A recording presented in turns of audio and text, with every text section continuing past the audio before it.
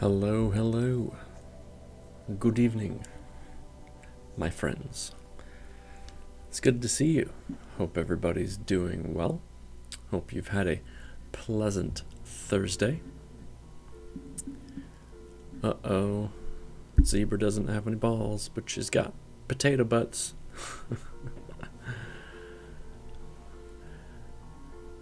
How do you buy again? You type in something like this. Poke shop.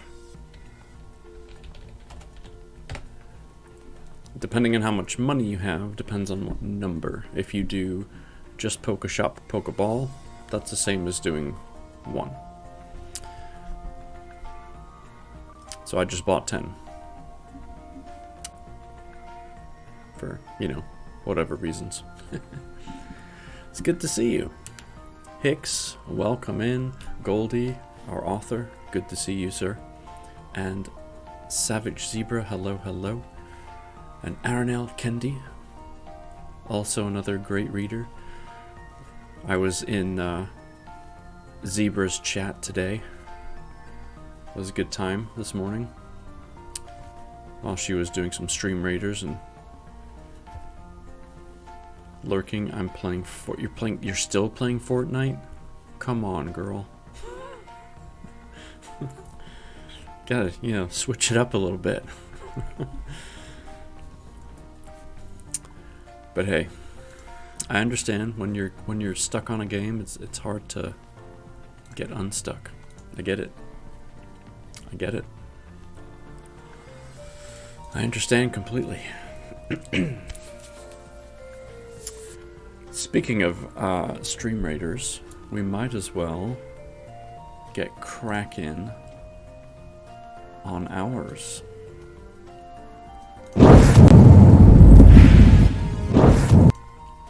Alright, let's see. Do we want to go with the chest or the mystery? I don't know. Going at the top route is a shorter path, but I love a good mystery. I have no idea what this could be. I have to do it. It's too difficult not to. Oh, I hate this map though. I'm not a fan. Alright, let's see what we got here. Yeah, archers are going to be good here. That's for sure. And warriors. Sure. I'm going to place an archer. We're going to go down here.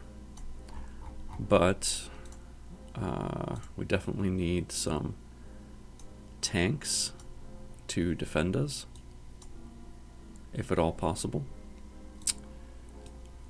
And then get the archers in here.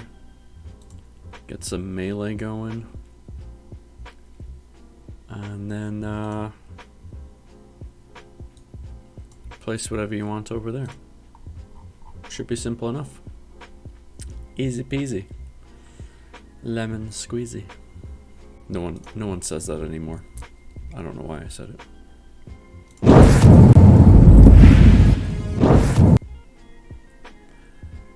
Alright. So I switched up my backgrounds.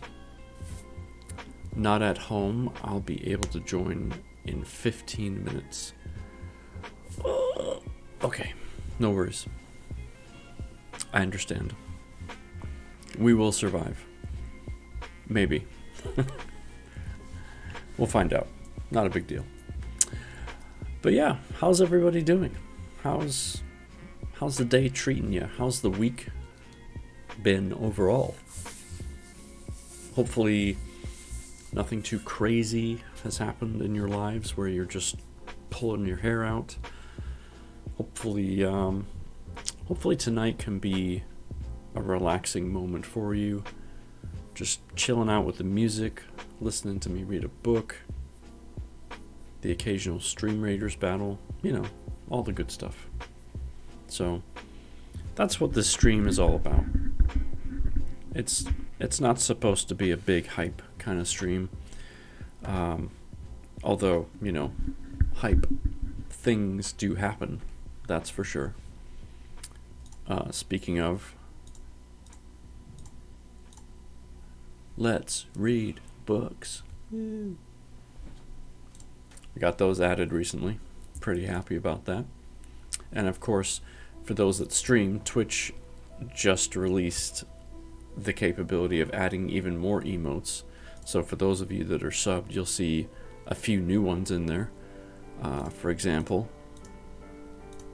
these. Those are ones that I grabbed for free, which basically means I have 3 more slots where I could have my guy create some more custom emotes that I could use. So that's pretty cool. I just haven't thought of what that could be. I have no idea. I haven't really, figured that out yet. So if you have any ideas of emotes that I could do, like maybe a book one, because I could even set them up to be, I have, is it 3 slots, I think, for the moving emotes that can slide in or, do some sort of action. Animated emotes, I believe, to be more specific. So, thank you, Twitch, for giving us more options. It's always appreciated. Yeah. I'm just trying to move this a little bit. There we go. That was bugging me. The book and the chat box were like slightly overlapped, and it was driving me a little bit nuts there. I had to move it, just scooch it just a touch.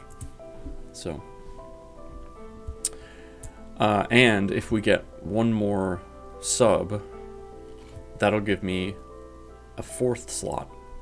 So, just lots of fun stuff. So yeah, if you have any ideas, please drop them in my Discord, just in the general chat.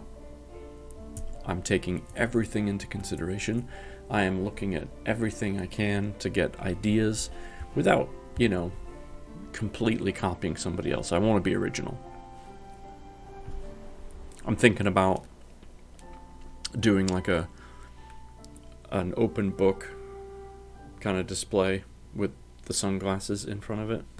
So it would, like if this were the book right here, it'd be kind of like this, but nicer looking. And then having some sunglasses right in the front or something like that. I don't know. Or sunglasses sitting on top, maybe. Almost like you set the book down and then you put your sunglasses on top. I don't know. I haven't figured it out yet. But you may have had an idea. So if you have one, I want to know. Okay. All right. That being said, take a quick drink. I'm going to have to refill that here pretty soon. It is getting really low. All right, we are starting tonight with Chapter 11. Crazy.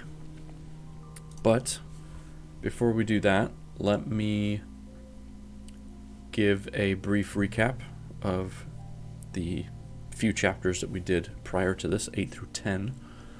And this is also in my Discord. You can find this in the reading recap, but just for a more auditory catch-up, we learned a little bit more about Alex, who's the army vet, but we didn't learn from him specifically like we have with the other characters. We learned about him through the eyes of his wife, Sarah. So that was a nice little way of looking at it. Kind of a third-person view, if you will. So Sarah wants to have kids, and Alex does too. But Sarah's worried that she's kind of running out of time. And another big concern she has is Alex is mental state, his mental health is deteriorating. So she's been noticing that, and it's grown more and more of a concern for her. In these chapters, we also learned that Angela met the other interns, because she is now an intern, and she got to meet Dr. Strong, who is her kind of boss, if you will, and he also happens to teach at BU, where Angela goes to school. So that was interesting. In the beginning, or at least prior to this, Angela was really looking forward to being able to work with another female in this intern program. Like, she was especially considering that she was from, was it Stanford? I might be getting the universities mixed up. But unfortunately, the other intern, Mora, seems to have a bit of a stuck-up attitude. And at least for the moment, we don't know if that'll crack later and she'll become, a little bit warmer to Angela or not. But for right now, they're not going to get along, like, at all.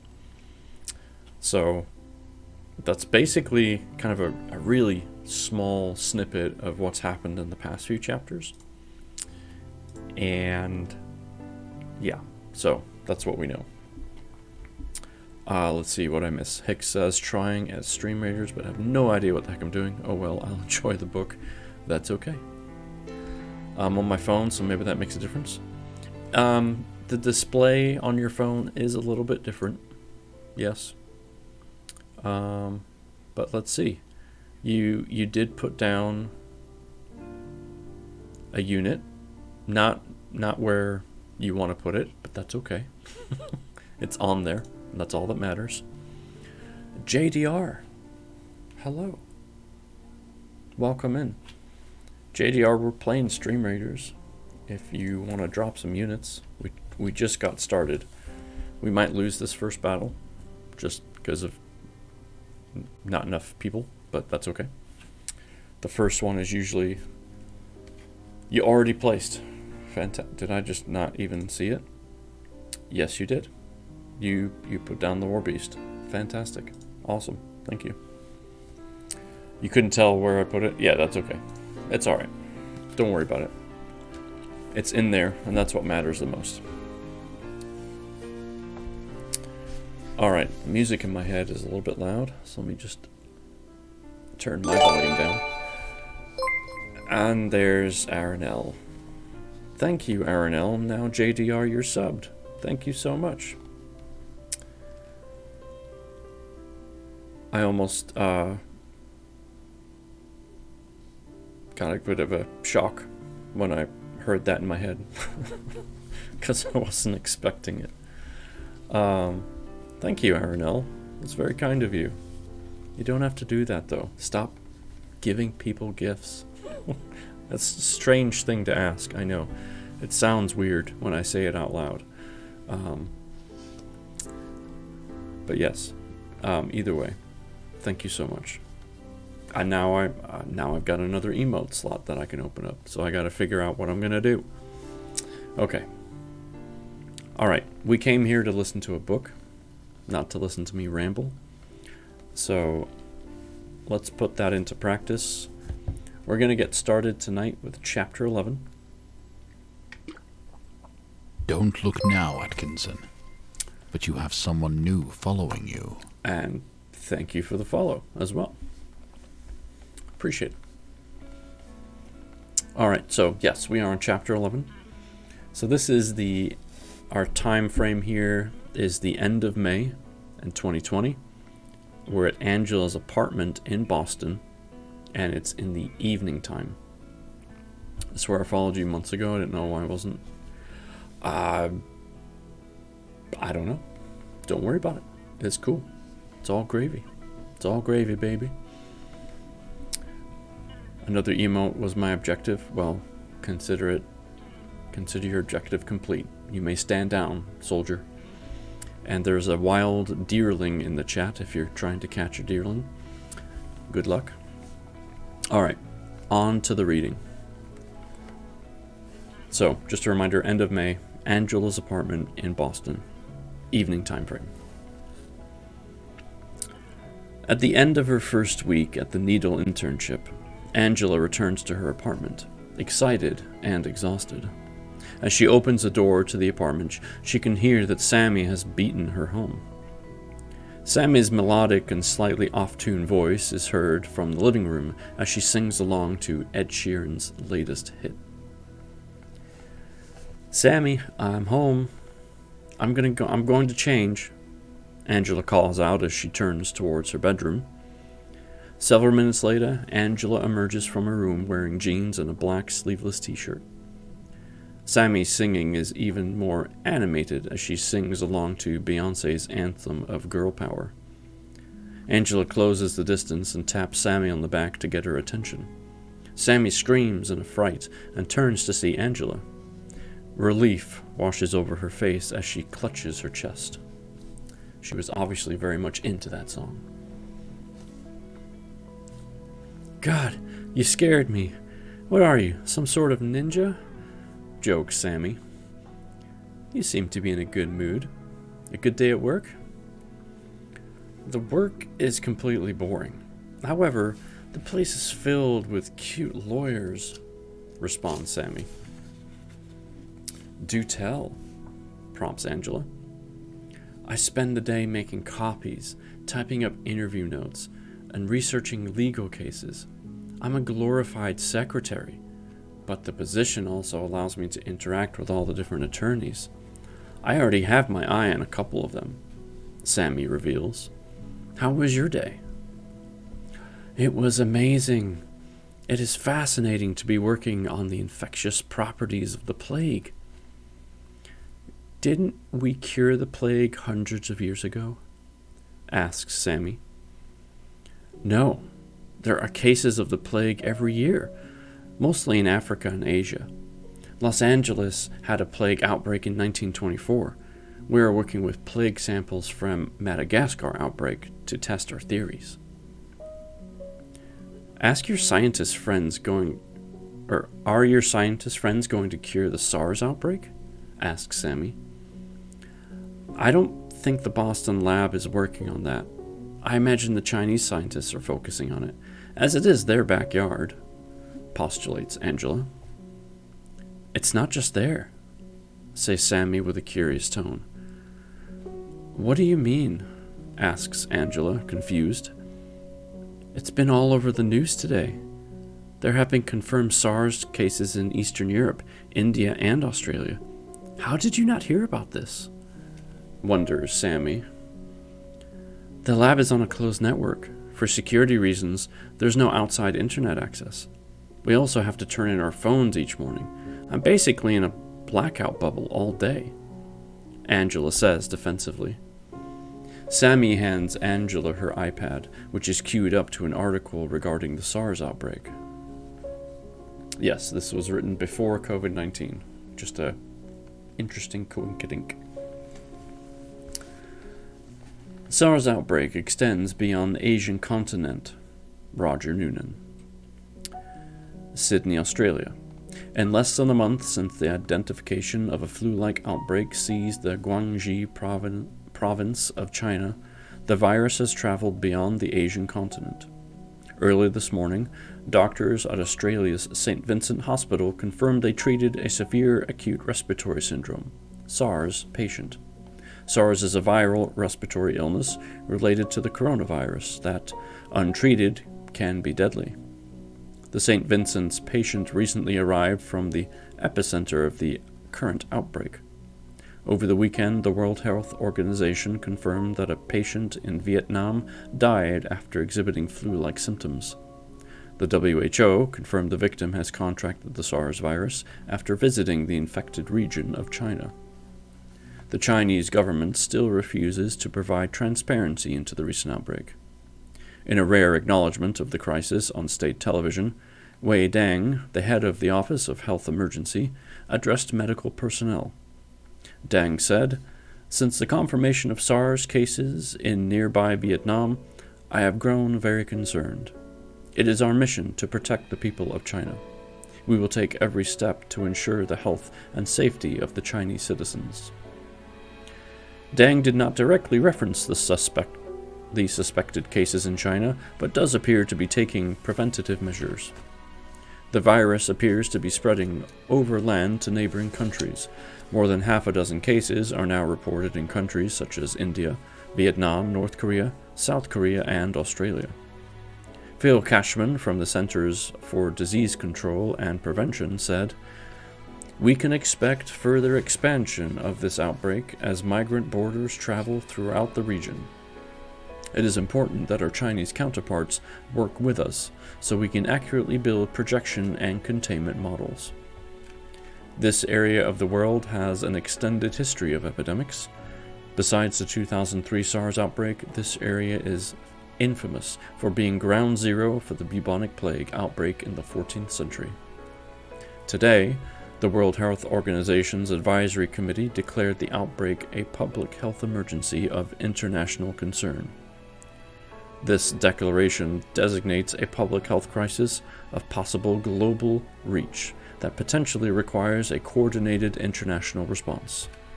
The designation implies a situation that is serious, sudden, unusual, or unexpected. Last year, the WHO declared the Ebola outbreak in the Democratic Republic of Congo a PHEIC. Other recent PHEICs include the 2018 Zika virus declaration and the 2009 swine flu declaration. The CDC's Phil Cashman reiterates that the severity and rapid spread of this outbreak raises grave concerns for the international community. That is the end of the article. Angela finishes the article and tosses the iPad onto the couch cushion. I'm sure there's nothing to be concerned about. The media is always swelling doom and gloom. Just think of those other outbreaks. Zika, Ebola, and swine flu. Nothing ever really came of those outbreaks. We are still standing. Angela assures Sammy. That's true, Sammy agrees. I'm sure if it were a real problem, it would be the talk of the needle lab, suggests Angela. Oh, good point, says Sammy, feeling a bit more at ease. Well, before the world ends, let's get some beer and burritos, recommends Angela with a giggle. Now, that is the end of that quick chapter. Oh boy, if they could only see the future, right? Crikey. Not so hot.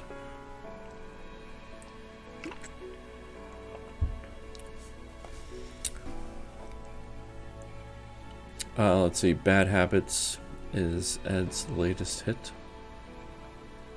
Shivers by Ed Sheeran is the latest I've heard. Bad Habits is great too. Yes, Shivers.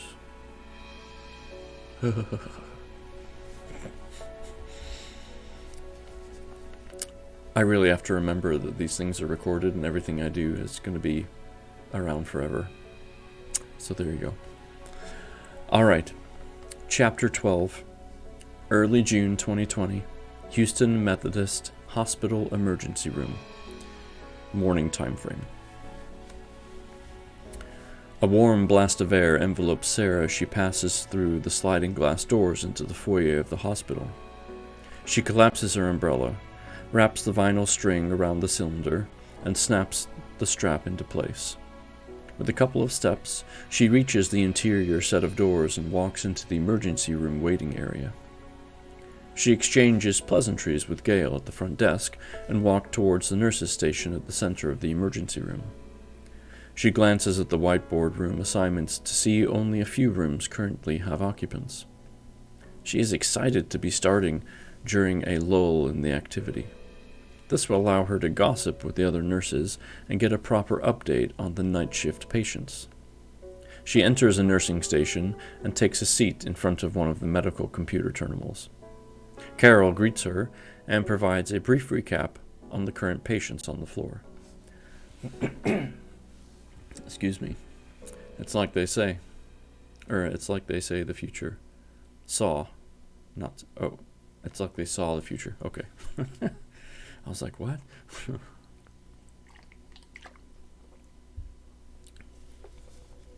My throat really hurts tonight for some reason. I don't know why. Anywho. So this is Carol now. 1A is a teenage boy who fell down the stairs and broke his ankle. The ankle has been stabilized, and we're waiting to transfer him off the floor once the surgical team arrives. 1C is a 60-year-old woman who is having difficulty breathing. She is presenting flu-like symptoms. I was hoping we were done with the flu season. She's currently off at X-ray getting pictures. And finally, in 2C is a 75-year-old male complaining of chest pain and tingling in his fingers. Dr. Simek is with him now, performing the evaluation. Explains Carol as Sarah flips through the electronic records for each patient. You're going to start the morning as the float nurse. Sarah enjoys working as a float nurse. Since the emergency room is so quiet, she will not be assigned to one of the groupings of 4 emergency rooms. Rather, she will move throughout the floor, assisting where necessary. Usually, as a newer nurse in the emergency room, Sarah is assigned to the Meta unit of emergency room. This unit focuses on minor emergency cases. As a float nurse, Sarah will assist the main ER, triage, trauma, and Meta units. Since all the current patients have been addressed and are stable... Hey, Atkinson. Yeah, what's up? You have someone lurking. Yep, that's totally fine. Lurk's okay, good. Great. Enjoy your lurk. Yes, enjoy your lurk, Shivy. Thank you for being here. Since all the current patients have been addressed and are stable, Sarah will start her shift by resupplying all the medical supplies throughout the emergency floor. She will also provide an ending inventory of the medical closet to the head nurse so new supplies can be ordered and delivered. Sarah thanks Carol for the update and closes the medical records on the computer. She places her tote bag underneath the nurse's station desk. She retrieves a fresh lab coat from her closet and slips into it. The coat will provide some protection from various fluids, but more importantly, it will keep Sarah warm. Year-round, the emergency room floor is kept frigidly cold. Sarah exits the nurse's station and heads to the medical supply closet to start her first task. At 8 a.m., Sarah evaluates her first patient of the day. She is floated to the triage unit, which does the initial evaluations of incoming patients. Sarah slides back the privacy curtain to find a man lying on a gurney with a woman standing at his side. The couple appear to be in their 70s. The woman is standing at the bedside with a concerned look while she holds the man's hand. The back of the emergency room bed is elevated, and the man is sitting in a reclined position. His head is tilted toward the ceiling, and his eyes appear to be unfocused. Hello, I'm Nurse Volk, and I'll be conducting the initial evaluation of... Sarah glances down at the iPad and has the patient's intake information. Mr. Winters, for the doctor.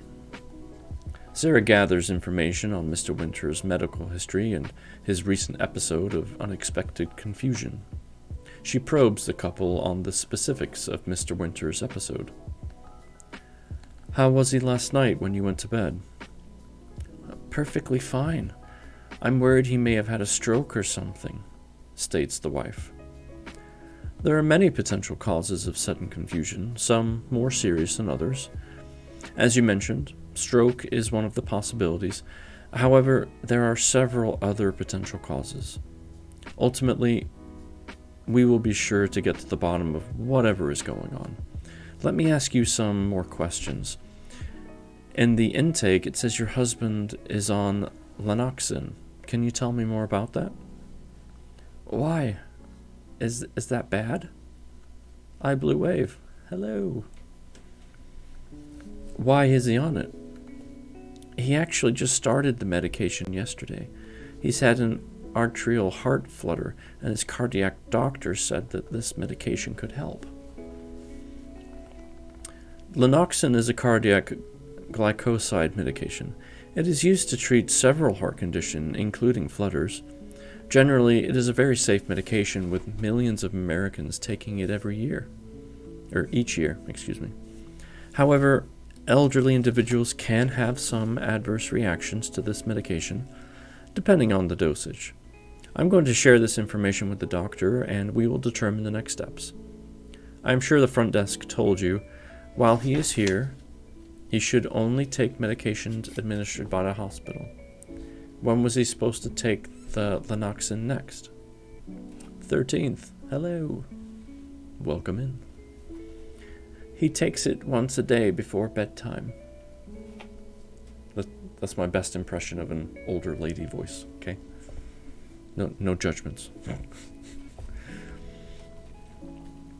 Over the next few minutes, Sarah takes all the vital signs of Mr. Winters. With each measurement, she records the results on the iPad in her hands. Once she is done, she informs Mrs. Winters that she will relay all the information to the attending doctor. Sarah leaves the room and closes the privacy curtain behind her. After the attending doctor examines Mr. Winters, he decides to halt the Lanoxin. Because of Mr. Winters' underlying heart issues, the doctor also orders a cardiovascular consult. Sarah is to take regular measurements of Mr. Winters' vitals and document any changes in his cognitive awareness. During the rest of the morning, Sarah assists patients with high blood pressure, shortness of breath, and lacerations requiring stitches. She performs multiple patient assessments, half a dozen patient check-ins, 3 IV fluids for flu patients, 6 blood draws, 5 blood pressure readings, and numerous medical chart updates. All of this activity is still considered a light day on the ER floor. And I know that's true from personal experience. Slightly after 1 p.m., Sarah is relieved to take her lunch break. She goes to the hospital cafeteria and grabs the sandwich and soup special. As often as possible, she eats her lunch in the hospital courtyard. The fresh air and the warm sun recharge her batteries. While the morning rain has now stopped, the courtyard benches will still be soaking wet. She takes her meal to a table in the corner of the cafeteria. She consumes intermediate bites of soup and her sandwich as she reads the next chapter of her romance novel. In this one, the heroine, Meredith, fights off an anonymous corporate takeover of her family business. Unbeknownst to her, the devilish corporate raider is a boy from her childhood, who she unceremoniously rebuffed. Sarah knows how this book will end because they all follow a romance novel formula. The book will blend infatuation, sexual tension, misunderstandings, recognition, betrayal, forgiveness, and reconciliation. But in the end, the girl will fall in love with the guy, and happiness will prevail. Sarah reads these books because she needs to know that love and happiness will prevail no matter what the trials. She needs to know that love can overcome any circumstances. This is the plot of my wife's favorite romance novel. Okay. Makes sense. All right. I'm just at the top of page 133. I'm going to pause there. That way we can start our battle. Let's see. Yeah, that's good. All right. Good luck, everybody. I don't know how this is going to play out, but good luck. Oh, man. I'm nervous. There's 12 of us and 40-something of them. Crikey.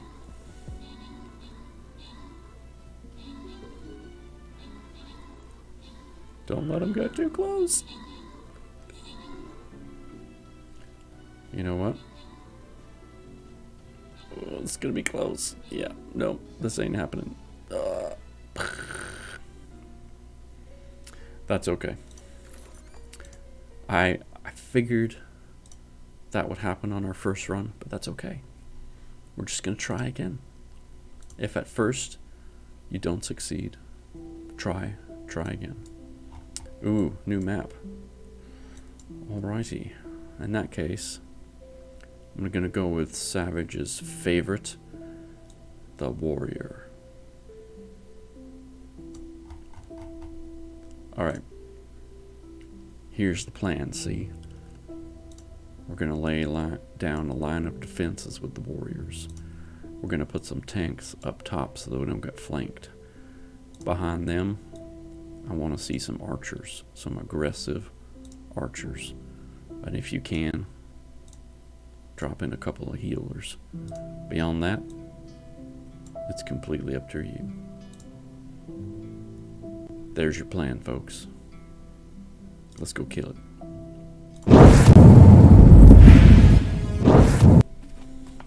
And we're back to the reading. Alright, we are at the top of page 133. And if I can type, there is a link to the book. If you want to follow along, grab a copy for yourself, whatever you want to do, go check it out. Nurse Volk, please report to the ER. Nurse Volk to the ER. Blares over the intercom system and startles Sarah from her lunch. She glances at her watch and sees that it's only 1:40 p.m. She's not late returning to her shift, which means the ER must have suddenly become overwhelmed.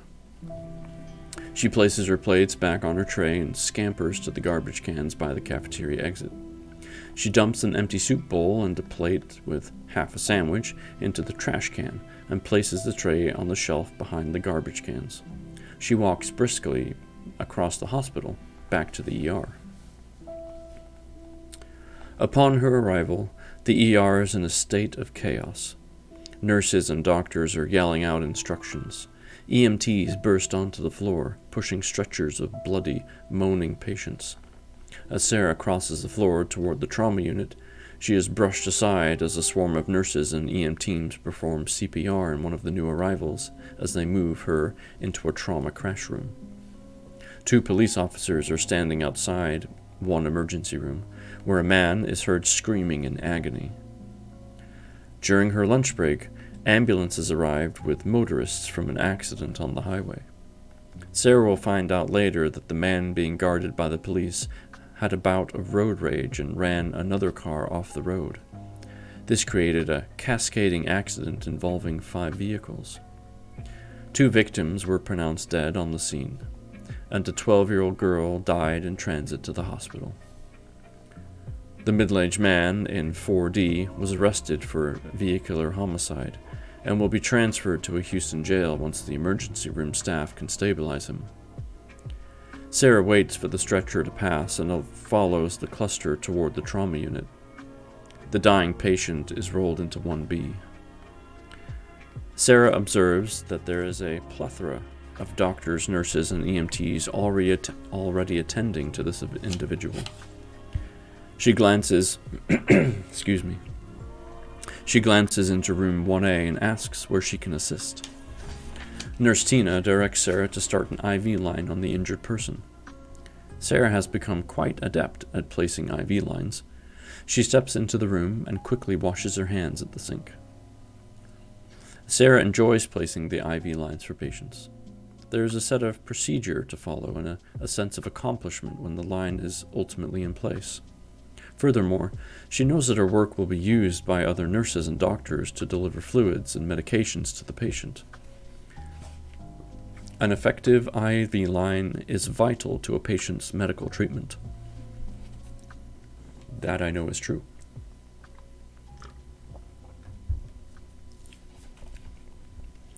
Sarah opens the cabinet next to the sink and gathers the necessary supplies. She steps toward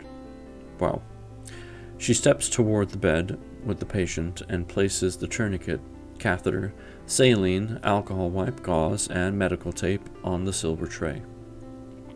She picks up the patient's right hand and inspects his veins to determine a suitable entry point. Once she finds the right spot, she takes the tourniquet and applies it to his arm. With the vein now bulging, Sarah applies the alcohol wipe to clean the skin above the vein. She grabs the needle package from the tray and opens it to extract the needle and catheter tube.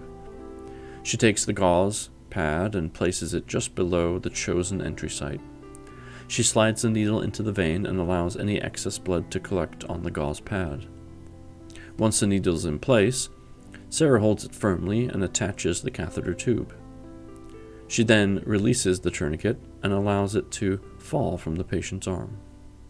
She attaches the saline port to the catheter and inserts saline into the port to ensure that fluids can move freely through the IV. With everything in place, she takes the medical tape and secures the IV needle. So much fun to place those, miss those IV placements. I didn't know you did that. Huh. Learned something new. Sarah spends the next 2 hours floating from room to room, providing whatever medical assistance she can. The trauma patients are finally all stabilized and awaiting transfer from the ER floor. She wishes this transition could be smoother for the patients, but they are always waiting on available rooms or paperwork before they can move patients off the floor. Usually, the emergency unit has enough examination rooms to handle the capacity. However, sudden influxes such as today's stretch the medical and personnel resources. With a break in the action, Sarah steps off the ER floor to get a soda and a granola bar from the waiting room vending machines. She fishes for a few stray dollars she places in her pocket each shift for such an occasion. There is a low murmur of voices from the various groupings of patients sitting and waiting to be processed into the emergency room. As Sarah inserts the first dollar into the vending machine, her attention settles on a woman sitting in the corner. The lady has her arms wrapped around her torso as if she's attempting to give herself a bear hug. As Sarah focuses her gaze, she notices the body spasms included by the woman's hacking cough. She grips her own chest in sympathy as she senses the series of coughs that are forcefully being ripped from the woman's chest. Sarah turns back to the vending machine to insert her second dollar bill. She figures as soon as the woman is processed, she'll be tending to her in the ER. With the coughing fit over, the woman attempts to take a deep breath. The intake of air is labored, and Sarah can particularly hear it whistle through her constricted passage. The woman takes a second breath with the same result. Sarah now realizes she is intently staring at the woman. The woman's eyes are now darting from around the room in panic as she tries to take a third breath, which fails to provide any relief to the burning she feels in her chest. Sarah abandons the vending machine and swiftly approaches the woman. She quickly pulls a medical mask from her pocket and slips it over her mouth and nose. "It's okay. I'm an ER nurse. Let me help you. What is your name?" Sarah asks, trying to determine the severity of the woman's distress. The woman opens her mouth and tries to say her name, but only a gasping gurgle escapes. As their eyes lock, Sarah can read the desperation and plea for help in her gaze. The woman is clearly in respiratory distress that requires immediate attention. Sarah calls over her shoulder to the ER receptionist. Gail, we need a crash team here." As she waits for the crash team to arrive, Sarah continues her assessment. She glances at the woman's fingers and lips and sees a hint of blue coloring. This signals that she's not getting enough oxygen as she breathes. She will tell the crash team to take the woman's oxygenation levels as soon as they arrive. "I'm going to check you for a fever," Sarah announces to the woman. She unclasps several of the woman's buttons and places her hand on the woman's bare chest. This simple act confirms several of Sarah's suspicions. The woman clearly has a fever and is bathed in sweat. In addition, as she tries to breathe, Sarah can feel her chest slightly concave. As she removes her hand, the crash team arrives with a wheelchair and the medical instruments to perform a full evaluation. Sarah shares her preliminary observations and then shuffles over to Gail to get a copy of the woman's intake information. She actually just arrived a few minutes ago, Gail explains. She had a couple of individuals ahead of her. When she came in, she did not seem to be in critical distress. I thought she was another flu patient. We've had a rash of those lately. Sarah nods and scoots back to the crash team to inform them they have no medical history. They already have the woman situated in the wheelchair with an oxygen mask over her face. They wheel her out of the waiting room and into the trauma unit. Sarah trots alongside the wheelchair and attempts to keep the woman engaged. The woman's head flops around loosely and then, limply, falls forward. I think she's in respiratory arrest, calls out Sarah. The crash team moves faster to the trauma room. The two husky EMTs lift the woman from the wheelchair and lay her down on the trauma stretcher. Sarah pulls the privacy curtain to shield the floor from the EMT's battle to revive the woman. The EMTs conduct a two-man CPR regimen on the woman as Sarah goes to the cabinets to gather the equipment to place an IV line. She hears the whoosh of the privacy curtain as the attending doctor enters. The EMTs shout out information about the woman's condition. When they are done, Sarah relays finding the woman in the waiting room and the lack of available medical history. The EMTs work valiantly to save the woman, but ultimately, her respiratory failure leads to cardiac arrest. Surprisingly, Sarah is not accustomed to people dying. Most emergency room visits are not fatal. The function of the emergency room is to stabilize patients. After initial treatment, patients are moved off the emergency room floor.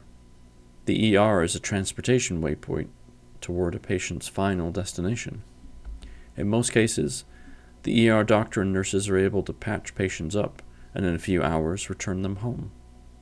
Other patients are stabilized and then moved to operating suites to have their issues addressed. Those who need monitoring are admitted to one of the specialized hospital floors. Most of the ER deaths are tied to the trauma unit. These are the patients who are in severe accidents or cardiac arrest. Often, these patients die in transit to the hospital. Sarah has spent the majority of her time in the Medi unit, which addresses minor emergencies. She has not spent a full shift in the trauma unit yet. Her experience with that team has only been as a float nurse. Therefore, every death is a shocking event to Sarah. Sarah exits the emergency room and walks into the nurse's station. She grabs a paper cup stacked up on the water cooler. She places the cup under the water cooler nozzle and presses the white lever to retrieve chilled water. As the water level approaches the cup's rim, she releases the lever and brings the cup to her mouth. Sarah's hands tremble, causing the rim of the cup to dance across her lips. Frustrated, she returns the cup to the counter. She feels a hand come to rest on her shoulder, and she turns to find Dr. Goldblatt standing behind her. It is always hard to lose a patient. I wish I could tell you that it gets easier, he offers. Yeah, it was just a bit unexpected. She walked herself into the hospital not too long ago. She was well enough to do that, Sarah mentions.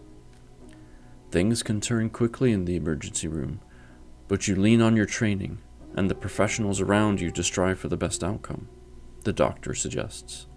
You did a great job recognizing her signs of distress and gave her a chance. Without your alertness, she would have died in our waiting room. I guess, but she died anyway, so it feels like a failure, Sarah says with a sigh. I understand. Don't get discouraged. Keep your attention and focus high, and hopefully we'll be able to save the next one, says the doctor as he pats her shoulder and walks away. Luckily, there are no new patients for the remainder of Sarah's shift. She counts her blessings because she's not sure she could handle a new emergency. She works the floor for the remainder of her shift, taking vitals and processing paperwork. During her last 30 minutes, she restocks the medical supplies throughout all the emergency units and in each emergency room. When the evening shift nurses arrive, when the evening shift nurse arrives, Sarah stands next to the medical terminal and goes over the patient's current status with the new nurse, just as Carol did for her when she arrived this morning. At the end of the day, she retraces her steps out of the nurse's station, through the waiting room, and out the double sliding doors. The evening air is refreshing, and the morning rain has lifted the heaviness out of the air. As Sarah walks to her car, David, hello. Thank you for the host. Much appreciated, sir. I hope you're well. As Sarah walks to her car, she pulls out her phone. She flips through her contacts and presses the mobile number for her friend Melanie. Hi, it's Sarah, she announces. Hello, sweetie. It's nice to hear from you, Melanie responds. You too. I needed a friendly voice. I had a rough day today. One of my patients died. Take your time. Tell me all about it. And that concludes chapter 12. Oof. I can tell you from a lot of annoying experience, being a heart patient kind of guy myself, that ERs can get overrun so fast. I've had days where I've gone to the ER and I was lucky to find a seat, never mind get in. And there's been other days where I would check in, I'd sit down for maybe 60 seconds, and then I'd be evaluated and in a room. So I understand the ebbs and flows of the ER quite well. Not from the level of, someone that works there, but I've been there enough where I should have a mug or something with my name on it, because that's just how it goes sometimes.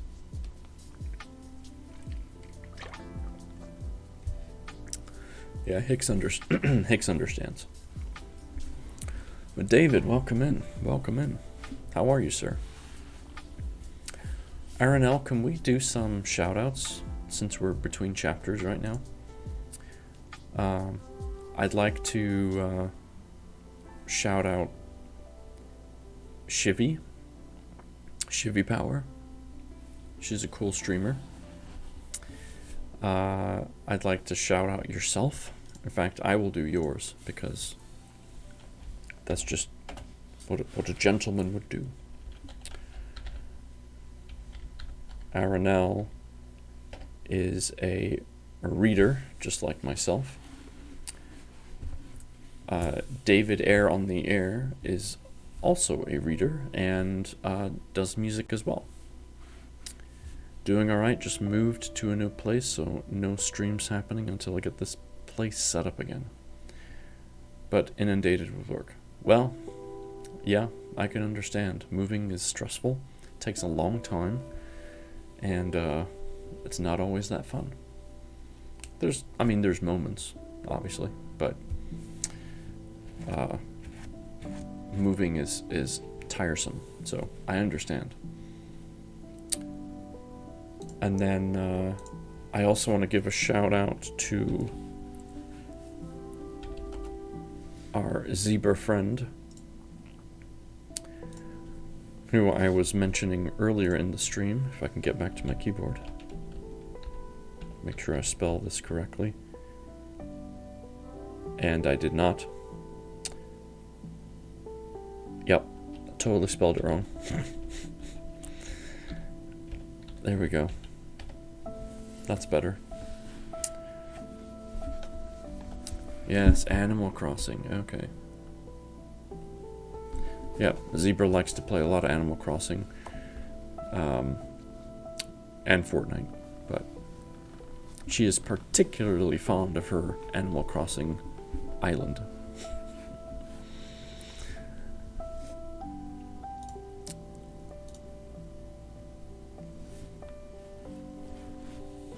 Alright, so, how's everybody doing? I hope you're well, hope you're enjoying the book. I've not started a new DLC. Oh boy, well, you're getting behind the times, iBlueWave.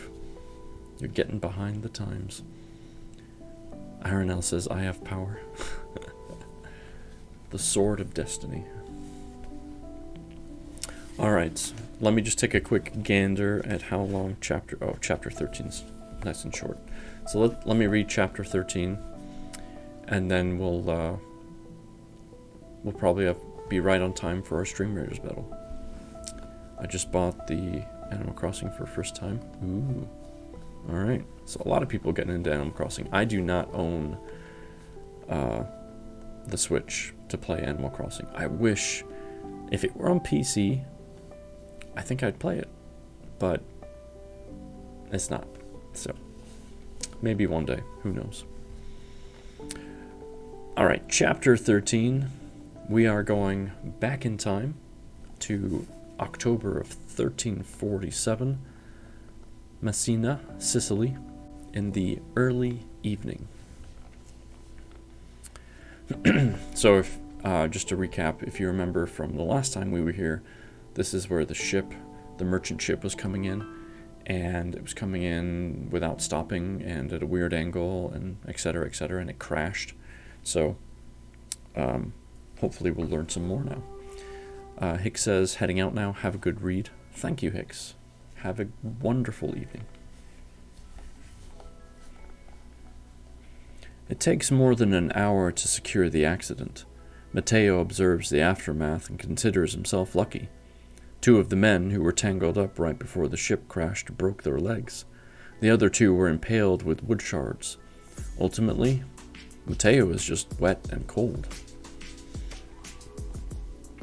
During Matteo's rescue from the water, the other dockhands lashed the ship into place to avoid further damage. And the wood debris was cleared from the dock. The men called out to the ship, but no one responded. Matteo, how are you doing, lad? Queries the foreman. You need anything? I'm all right, Matteo responds. I could use the rest of the day off, he quips. The foreman laughs heartily. If I do that, you will miss all this excitement. You will be telling the story in the local taverns until we bury you. Now, go help the boys get on that ship, bellows the foreman. Matteo joins Roberto and Bruno, who are carrying a gangplank they retrieve from the storeroom. The men anchor one end of the gangplank to an undamaged cleat on the dock. The other end is tipped over and lands on the side railing of the merchant ship. Let's go take a look, Matteo proposes to Fantino and Bruno. Probably best if we go up one at a time. I will go first, he offers. He takes a coil of rope from Roberto. As soon as you get on the top, secure the plank to the ship, Roberto reminds him. Got it, confirms Matteo. Matteo tentatively places his left foot on the bottom of the gangplank. The makeshift ramp appears to be sturdy enough. He climbs to the top of the plank. As the top of the ramp, his weight and movement cause the wood plank to shift its position. He looks over the side of the ramp and acknowledges it is a long fall down, and he is not interested in taking another dip into the frigid seawater. Concentrating on the task at hand, Matteo jumps down onto the decking of the ship. He pulls the coil of rope from his shoulder and ties one end of the rope to the ship's railing. He then wraps the rope 3 times around the top of the wood plank. He does this with care and creates a rope threshold that marks the end of the ramp. Finally, he ties the other end of the rope to the ship's railing on the opposite side of the ramp. Matteo uses a sailor's knot, which allows him to cinch the slack from the rope. With this primary task complete, he suddenly notices the silence on the ship. Merchant ships pulling into port are loud endeavors. Men are calling to each other as they unload the ship's cargo. The sails, ropes, and supplies are inspected and inventoried. This data is provided to the lieutenant of merchandise. It is his responsibility to restock the ship with the necessary items for the next leg of their voyage. Those uninitiated to the workings of a merchant ship would find the scene chaotic as men head in all different directions, yelling instructions and information at each other. But Matteo hears none of these sounds. As he looks over the deck of the ship, he now notices several heaps of clothes and flesh. He walks towards the pile closest to him. It is clearly one of the sailors who is curled up in the fetal position. Matteo reaches down and turns the man over. The sailor flops onto his back, staring blankly into the sky. His skin is pale and waxy. Matteo can tell from the man's sunken cheeks and lifeless eyes that he is dead. Matteo looks up and can see another figure sprawled out on the deck near the ship's helm. There must be someone alive here to get the ship to Messina, he thinks. He walks over to this second figure, who is in a sitting position with his head slumped to his chest. From the man's attire, Matteo is confident that this is the ship's captain. Unlike the first man, the captain's skin appears flushed. He kneels next to the man and puts his hand on his chest. He is disheartened to find the chest still. He places his hand on the man's forehead, and he yelps in shock. The captain's skin is burning hot. It is as if the man roasted in a stone oven, then was unceremoniously deposited on the deck of this ship. What the hell? Matteo hears over his shoulder.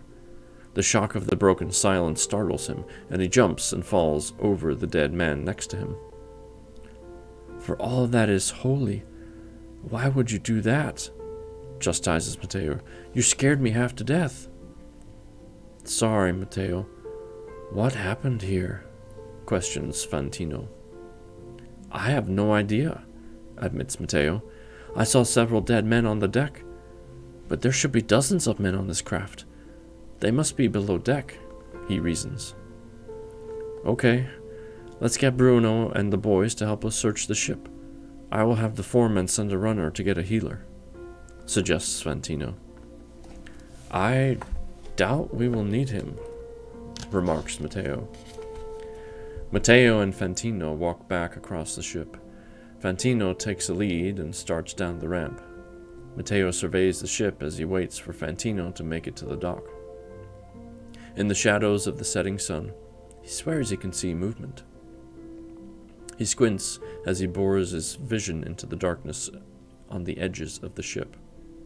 He whips his head around to the left as he hears the distinct sound of a woman tapping her fingers. He is sure as he turns his head that he is going to see his wife, Tita, standing next to him. She always taps her fingers on the table in their home when she is impatient with him. Matteo, you are late. You know today is an important day. Why are you not home yet? Fumes his wife. But there is no one there. However, the tapping sound is getting louder and louder.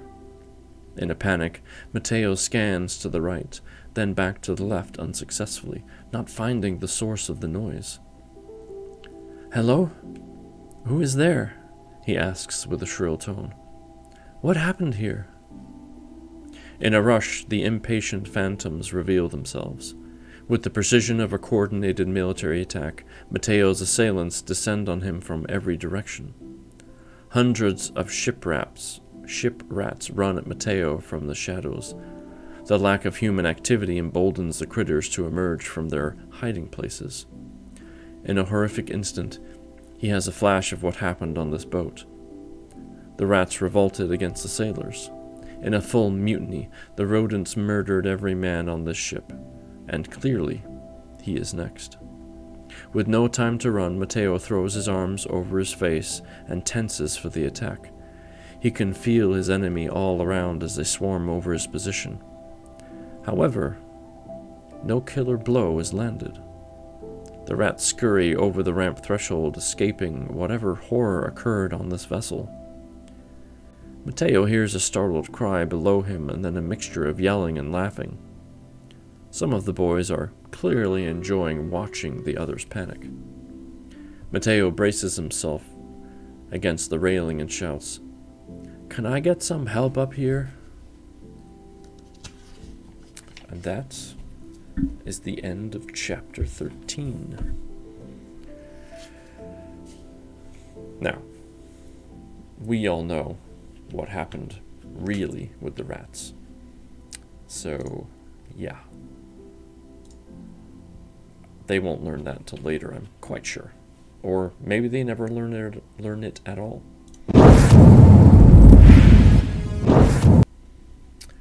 All right. Look at all these beautiful units. Brings a tear to my eye. Okay. Even the Savage Zebra, who's playing Fortnite right now, managed to drop 4 units. Good job. And Aranel's back in the game. You must be home now. Excellent. Let's do this. And here we go. Good luck.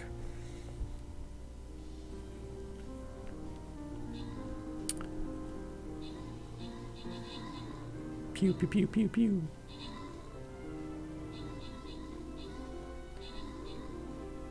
Oh, yeah. Get him. Get him.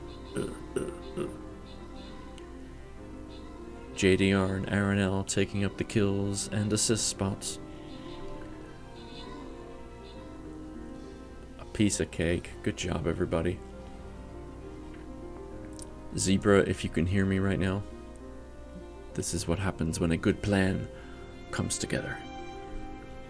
They lost the first battle without you, right? Alright, good job, everybody. David, Mrs. I don't know who that is. And Aranel getting rewards. Well done, well done. Just collect my booty, my gold, and we'll move on to the next battle. A bronze chest. And we're back to this map. This is where it all fell apart before. Let's see. Yeah, warriors are pretty good.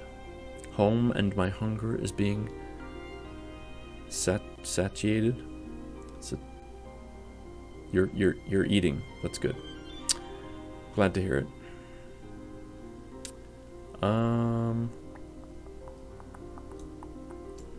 What do I want to post? Let's do the warrior, because I already know, okay? I already know how it's gonna go. Alright. Let's get some warriors in the front.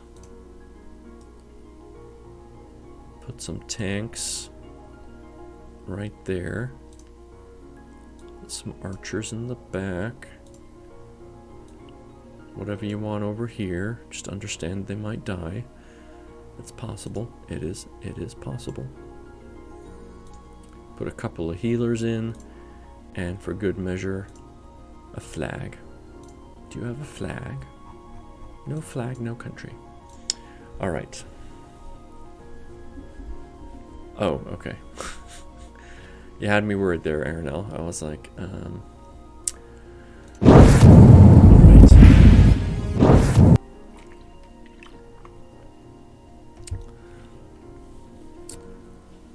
let's see. Yum, me here with carnitas plate with rice. JDR had pan-fried ham with mashed potatoes. For dinner tonight, I had a chicken salad. Yep. Leftover chicken, bag of lettuce, mixed up lettuce, some Italian dressing, shake it together, good to go. Simple. I'm a simple man, okay? I don't require a lot of fancy foods. That sounds really good, actually. It was. It's one of my favorite easy-to-do meals, and I have an indoor grill that my wife got me like one Christmas ago, and it works amazing. It's smokeless, and I can grill 2 or 3 chicken breasts on there, depending on their size, and I use that thing a lot. Chicken, steak, pork. Could probably do fish too, depending on the kind of fish. But yeah, I use it a lot. Saves me from the elements of going outside. It's easy to clean. Psh, piece of cake. Piece of cake. All right. So, in our story, we've had more of the old day. You know, as we're seeing a little bit more of it uncover as we read, which is very well done, Goldie. By the way, I'm seeing the flow here as you're writing this in. It's almost like, you know, the 2 sides of a pyramid coming together, and we're still at the lower end of the pyramid because we're only on page 147 in the paperback copy. But I can see how we're gonna kind of meet. At least I think that's how it's gonna go. David, what's the for? What's the for? Huh? What are you ugging at? How many pages are there? That's a good question. So in the paperback copy, there are 437 pages.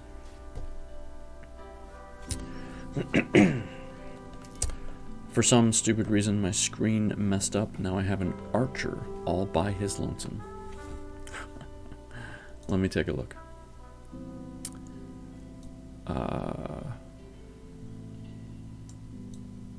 Oh. Well, that's alright. He just might be late to the party. Garuki's over here making up his own plans, and that's fine too. Just putting that dragon right there in the center. Almost posing. Look at me, I'm a dragon. That's cool.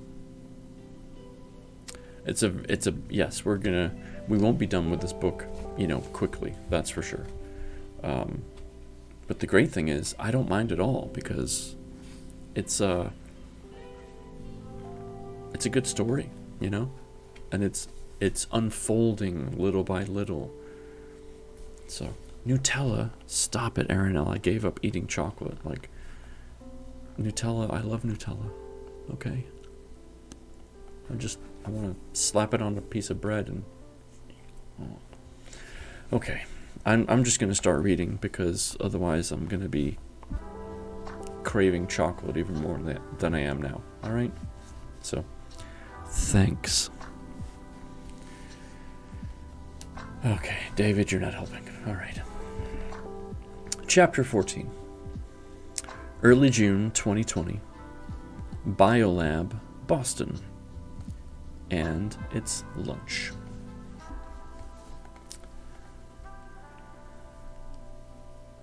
Vanilla is better than chocolate?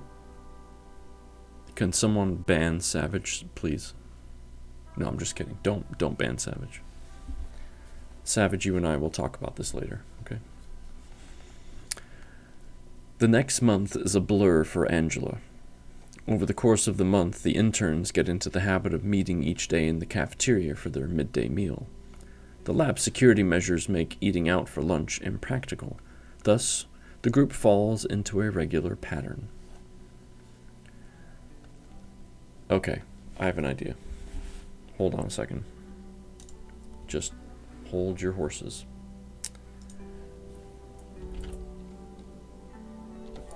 We're gonna do something, okay? We are gonna do something.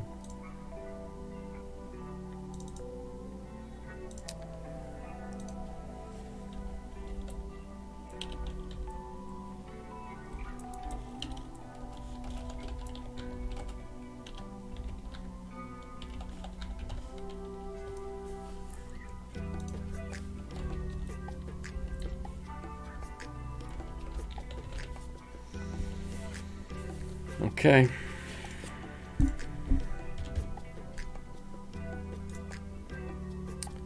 We're going to do a poll. I'm going to set it for 5 whole minutes. That way I can read. And then we'll see. During the last few weeks, Angela has learned a lot about the treatment and prevention related to weaponized anthrax. Hugh and Asher have explained the research they are conducting on the anthrax as they both work in Levesque laboratories under Dr. Richard Levesque.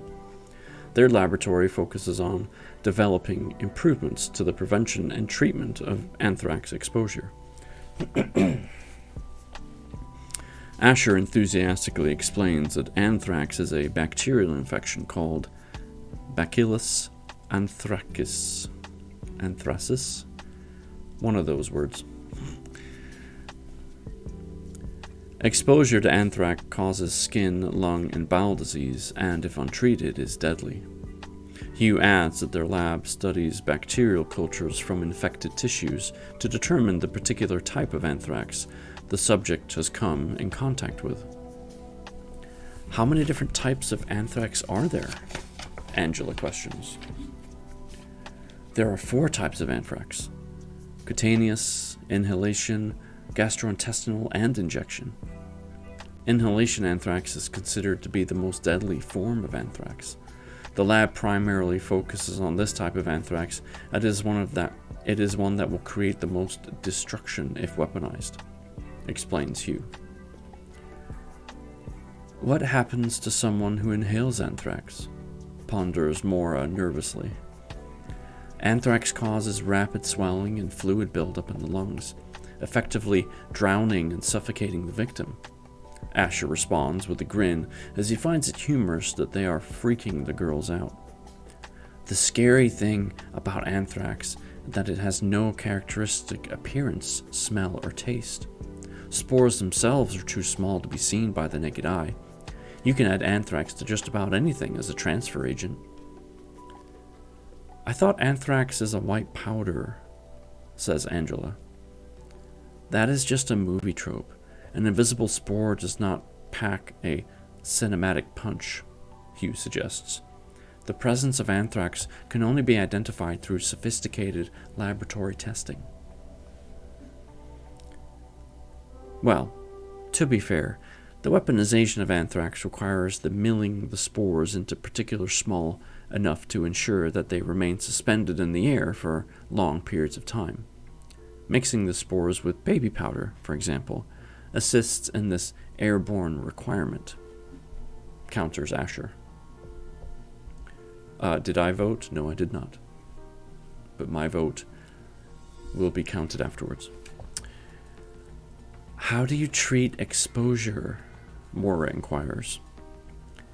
Antibiotics such as penicillin, doxycycline, and ciprofloxacin are delivered intravenously to treat an inhalation anthrax, Asher responds.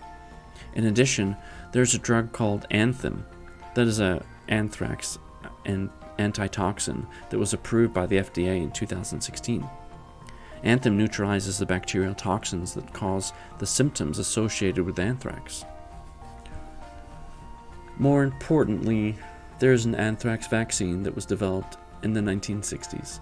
The vaccine works by exposing an individual to the antigen protein that causes the body to develop immunity to the disease. Our lab is looking to improve the effectiveness of the anthrax vaccine by developing a recombatant live vaccine and recombatant subunit vaccine, Hugh explains. This approach will dramatically reduce the time for a subject to develop the immunity to the anthrax bacteria, summarizes Asher. Well, this topic has caused me to lose my appetite, states Maura. Asher seems crestfallen by the dismissal. To relieve the blow, Angela chimes in. Well, any work-related topic in an infectious disease lab would probably have that impact. What else is new with you? She asks as she looks to Hugh and then to Asher. Asher's posture straightens and a sense of joy returns to his face. he says, "Angela, I found some restaurants for you and your roommate." "What is he talking about?" asks Mora, giving Angela a sneering side glance. "Asher is subletting an apartment in the same neighborhood as my roommate and me," explains Angela. "I did some research and asked some of my friends, and I found a couple of places. There's 2 bars. These 2 bars offer food, drinks, and entertainment. Hopewell Bar and Kitchen has an inexpensive bar food, but there is shuffleboard, board games, and a trivia night to enjoy. The guys in the apartment below me invited me to join them tonight for trivia night. The other one is the White Horse Tavern. The bar is on the 2nd floor, and there are darts and pool tables. They have roped-off VIP room for rent that has couches, tables, and a pool table," Asher offers, excited to deliver his findings to Angela. "Well, that sounds fun. Maybe we'll check out trivia night tonight," Angela agrees. "It's a date," says Asher. I don't know why I'm giving Asher such a, "Hi, how are you?" kind of not quite Urkel, but a distant cousin voice. I don't know why. It just felt right at the time. Feeling uncomfortable with Asher's date proclamation, Angela turns to Mora and asks, "How's the research in Wu Labs going?" "I'm not sure it's still Wu Labs. Rumor is that Dr. Wu had a mental breakdown. He quit his job, left his family, and lives in the woods or something. According to the other lab techs, Dr. Wu had not directed meaningful tuberculosis research in months. Dr. Zai just started at the lab last week. She was hired to take over the lab's research and determine what she can salvage of Dr. Wu's work. He was researching if there was a simpler and faster treatment for TB. Currently, an infected patient must endure a 6-month course of 4 antimicrobial drugs. Dr. Z is a real ball buster. On the first day, she had the team scrap all the research and findings under Dr. Wu. Effectively, the team is starting from scratch. The entire lab staff performance is being scrutinized. Before Dr. Z arrived, no one had the time or inclination to provide me direction. Dr. Z tells me every day that I'm the only person in the lab who she can count on. Under Dr. Z, I am finally getting assignments that match my capabilities and academic prowess. Until this point, my talents have been wasted at Wu Labs. I am a highly decorated Harvard student. Yeah, I kept saying Stanford, Harvard. I should be leading these jokers as Dr. Z Point's person, declares Mora. Taking advantage of a slight pause in Mora's egomaniacal rant, Asher turns to Angela and asks her how she's doing as Strong Labs. Mora frowns and glares at Asher for the interruption. Angela welcomes the expedient change in subject. At every lunch for weeks, Mora has oscillated between self-aggrandizing and blistering complaints about Wu Labs. At this point, Mora is just repeating her greatest hits. "The work we are doing is so interesting. Dr. Strong is testing a theory that the bubonic plague led to a genetic mutation that prevents a subject from contracting AIDS. The team has been really great. They are very friendly and often pull me aside to show me the work they're doing and how it fits into the overall research arc. My team is nice too," Mora oddly comments, considering she just spent time trashing them. "But I bet Dr. Strong cannot be bothered to interact with you." "Actually, I spend the majority of my day working directly with Dr. Strong. I assist him on research and I attend all of his meetings," corrects Angela. Get her, Angela. Get her.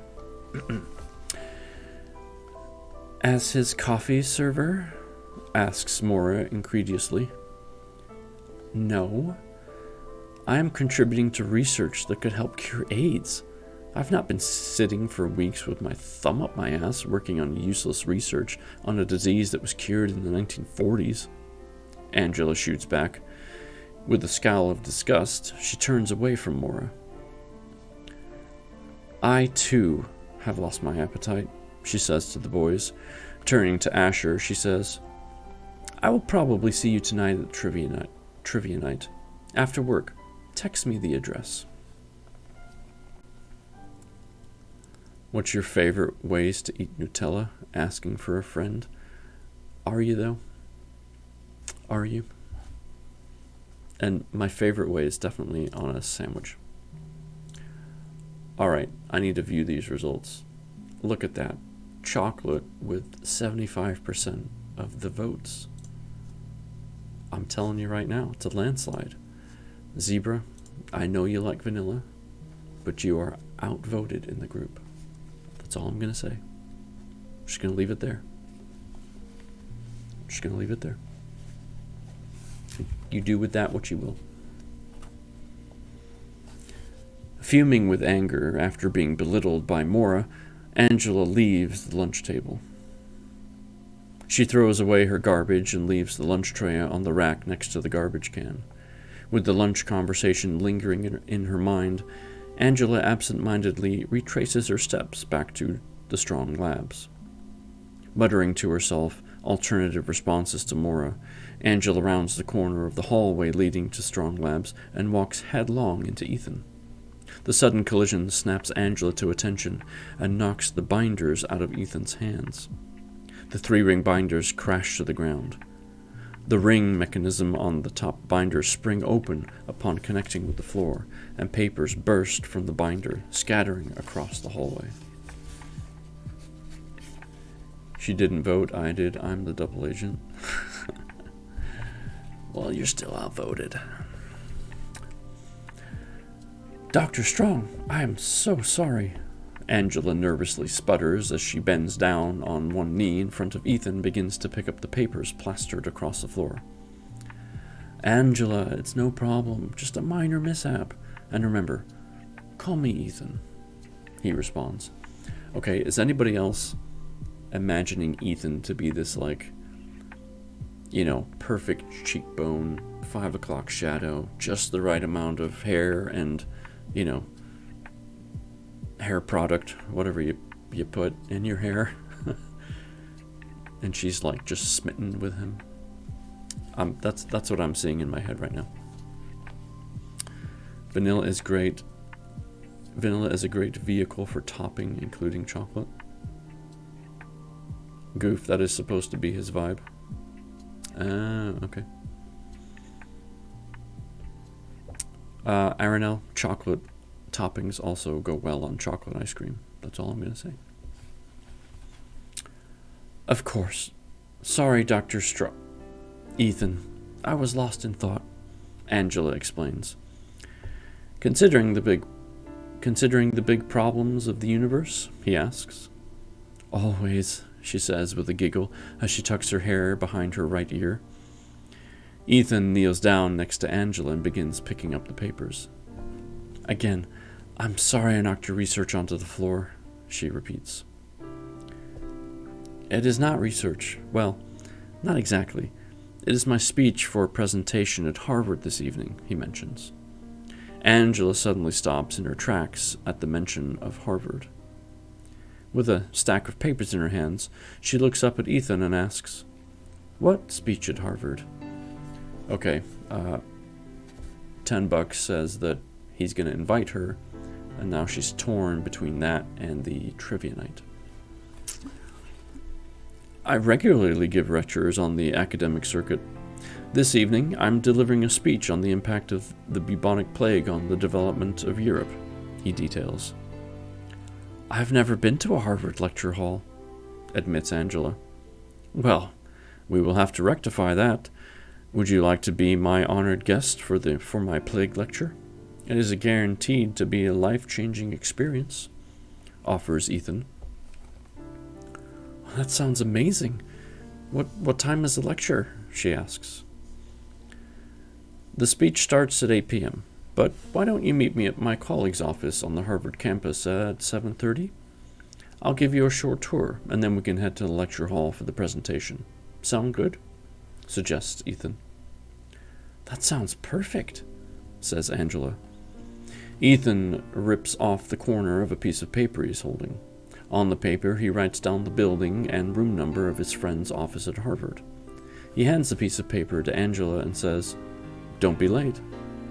"I won't," she excitedly promises. The two finish picking up the remaining papers and walk together back to Strong Labs. The pair continue their banter as they head down the hallway. Mora stands at the intersection of the hallways, peering around the corner, watching the pair depart. She smiles a devilish grin as she turns on her heels and heads down the hallway in the opposite direction toward Wu Labs. Okay. What is Mora gonna do? She's obviously gonna do something. I mean, I don't know. You guys still talking about chocolate stuff? Milk. Chocolate milk is yummy. Oh, you guys are killing me. You know that? You're killing me. I'm just going to ignore chat, okay? Alright. Angela can barely concentrate for the rest of the workday. At 4:30 p.m., Ethan stops by Angela's desk and dismisses her for the day, saying, "I don't want to be blamed if you're late for our rendezvous tonight." Her eyebrow perks up at the mention of rendezvous. She thanks Ethan for the early dismissal and shuts down her workstation for the evening. Half an hour later, Angela bursts through the door of her apartment in an excited rush to get ready. Her first task is to take a shower to ensure that she has enough time to blow out her hair. With her shower finished, Angela is standing in front of her closet in her bra and panties, completely at a loss for what to wear for her evening out. What does one wear to a plague lecture? Her indecision has her rooted in place with a quizzical look on her face. I, too, would be very interested to know what people wear to plague lectures. If any of you in chat have an idea of what that might be, I'd love to hear it. She doesn't hear Sammy enter the apartment and jumps when her roommate asks, "What are you doing?" "I've been calling your name over and over again with no response." She turns toward Sammy with a vibrant grin. "Thank God you're home. I need your help. There's nothing useful here," she states, gesturing toward her closet. She grabs Sammy's hand as she exits the bedroom and practically drags her to the other bedroom. Angela stops suddenly in front of Sammy's closet and says, "Dress me." "What is the occasion?" inquires Sammy. Angela takes a few moments to recap the events after lunch. By the end of the story, Sammy is thoroughly motivated to help Angela. I put that archer to help the lost archer. We will stick together till the death. You haven't shut up about this guy for weeks. You clearly have the hots for him. So let's show him what you've got. Sammy responds as she begins picking clothes out of her closet. Isn't this a little overboard for a lecture? Asks Angela a short time later as she looks in the full-length mirror on the back of the closet door and examines her transformation. No, it's perfect, Sammy says as she stands next to her. Angela's hair is blown out, showing off the full body of her hair as it frames her face. Her makeup is light, but perfectly draws attention to her features. She's wearing a cream-colored silk blouse that is perfectly tailored, not too tight, but showing off her athletic build. The blouse has a low V-neck cut that shows off her collarbones. The silk blouse is neatly tucked into a pair of black dress pants that are fitted to the knee, then flare into a slight boot cut. The pants are professionally pressed with a seam running down both the front and the back of her legs. Angela evaluates herself in the mirror, finally settling on the matching black 3-inch heels with pointed toes. Ultimately, the look is clean, smart, classy and subtly sexy. Sammy picks up an old-fashioned crystal perfume bottle and sprays Angela on her neck, wrists, and the back of her knees. He doesn't have a chance, Sammy observes. Sammy is also dressed for a night out on the town. She arrived home early from work because she had secured a dinner date with the youngest partner at the firm. If I'm lucky, by this time next year, I will have both my BA and my MRS, jokes Sammy. The duo still has a half hour before they need to leave for their respective dates. To kill time, Sammy asks Angela if there is a photo of Dr. Hunk that she can see. The two pull out the iPad and search for Dr. Ethan Strong. The top hit is his bio profile for Needle. Angela hands the iPad to Sammy so she can get a good look at the photo. Wow, he's a lot younger than I thought he would be, admits Sammy. She paces in the living room as she reads Ethan's bio. The bio says... Oh man, the bio says a lot.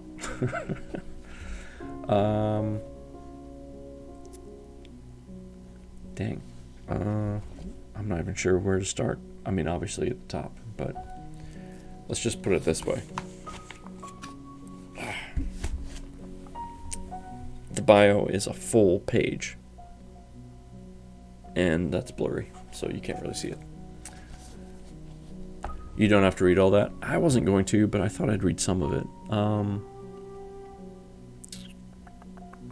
just not sure what. There's just so much. How about this? I'll let you guys read it when you buy the book. It's on page 156. Yeah, there's only 30-some seconds left. He sounds like a real dummy. Are you sure you want to be slumming it like this? Sammy ponders with a smile. I figured I would take pity on him and give him a chance, Angela says with a laugh. And that is the end of chapter 14. And quite an interesting chapter too. And perfect timing, as we have mere seconds left on our battle. Alright, let me switch over. 37 units. Look at this group over here, just hanging out. We've got a mage, a tank for defense, a bomber, and an archer. You know, I wish you guys much success. I really do. I really do. Alright, let's see how it all fares out. I managed a unit with 11 seconds left. Fantastic. I've been there, believe me. Alright. Their first unit down. They're moving up to the north and to the east. Everyone over here is having a heyday of a battle. And there it is, folks. There it is. That's the battle I care about. Well done. Well done. I Blue Wave and JDR. Gold and scrolls. Good job, everybody. Oh, I get to update my monk. Sweet. Good deal. Alright. This is a 4-skull battle here. Let's see what the map looks like. Alright, this is a good map. Ish.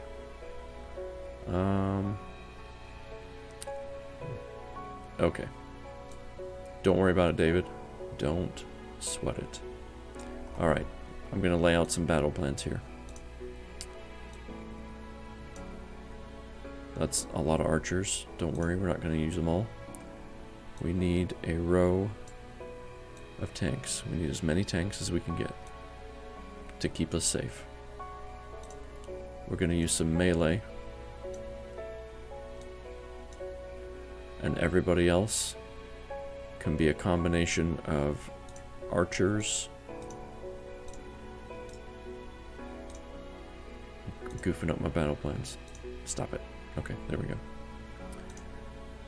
Get some support units in here. And of course, if you need any, for any of your dailies, feel free to put in whatever you want. But there we go. This will lead us to victory. And just to make it really obvious. There you go. You can do this, guys. I believe in you. Goldie says my internet seems to be getting unstable. Oh no. Well, if we lose you, it's okay. We will prevail. Hopefully we don't. But let's find out what happens, alright? Just like this book. Because we are now on chapter 15. It is mid-June of 2020 in Dr. Burke's office in Houston, Texas, in the afternoon. I'm gonna take a drink.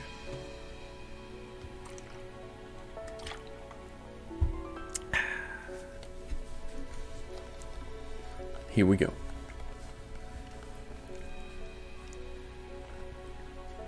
We're going to find out more about Alex right now, because Dr. Burke is the therapist that's going to help Alex, just as a full circle of information. By the way, how do you guys like the background video? Is it nice? Is it soothing? Should I change it? I have other options, and I'm going to look for more as well, but just curious. It's a bit different from the massive orange pumpkin type harvest, so feedback is always appreciated.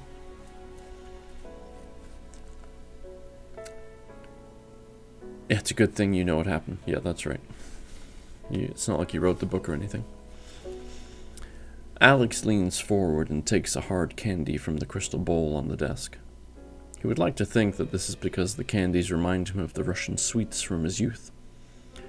However, Alex realizes that this is one of his stalling strategies. When presented with a question that makes him uncomfortable, Alex pauses the conversation to retrieve, unwrap, and suck on a fresh, hard candy. I love a forest or a library. Okay, cool. Today, he is implementing the same game plan. He's pretty sure Dr. Burke is onto his methods, but each time, he waits patiently and silently for Alex to speak. Alex is pretty sure this is one of Dr. Burke's tactics. He lets the silence become so uncomfortable that Alex is finally forced to fill it by answering the question. He sucks on the candy a couple more times and then raises his head and makes eye contact with Dr. Burke. This was a long time ago. I'm not sure how any of that is related now, or relevant now, responds Alex. Alex, the person you are today is constructed from all the experiences you have encountered throughout your life, and all your experiences are intertwined with each other. You cannot expect to untie the knot, causing you trouble without examining all of the threads. Shifting in his chair, Alex states curtly, the attack was 10 years ago. Can we talk about something else? Alex, I can help you with your issues. In fact, you are a classic case. You are having nightmares and uncontrolled violent outbursts, and you are self-medicating with alcohol. Dr. Burke lists as he counts each one on the fingers of his right hand. Your nightmares are based on your time in Iraq. Over the past 5 weeks, all you have shared is that the dream is related to an attack that led to your injuries. I'm not going to be able to help you if you keep avoiding discussing the sources of your issue, he concludes. Alex breaks his eye contact with Dr. Burke and turns towards the window and stares. The silence continues for a minute. I am particularly concerned that after so many years, you are having these post-traumatic stress events. There is some thread that connects this current point in time with your time in Iraq, and specifically with the attack you suffered, suggests Dr. Burke. Alex snaps his head back toward Dr. Burke. Listen, can't you just give me some pills to make the dreams go away and help me sleep? There is a whole host of pills I could give you. Parazocin, clonidine, guanfacine, Tenex, propranolol. All the medications, holy buckets. He lists, again counting them on his fingers. But all these do is mask the symptoms you are experiencing. They will not address the underlying problem. These drugs are used to bridge you toward healing. I just want to feel like myself again, pleads Alex. And I will help you get there through a combination of psychotherapy and medication. But I cannot help you heal until you are ready to address your demons, says Dr. Burke. Through our sessions, we will learn coping techniques related to the processing of traumatic event. We will also determine events that are triggering your post-traumatic stress anxiety response. Once we understand both of these, we can develop strategies to navigate and minimize the anxiety response. Alex turns back toward the window and stares out to the parking lot. He stares for another minute, and the silence fills the room. He turns back towards the desk.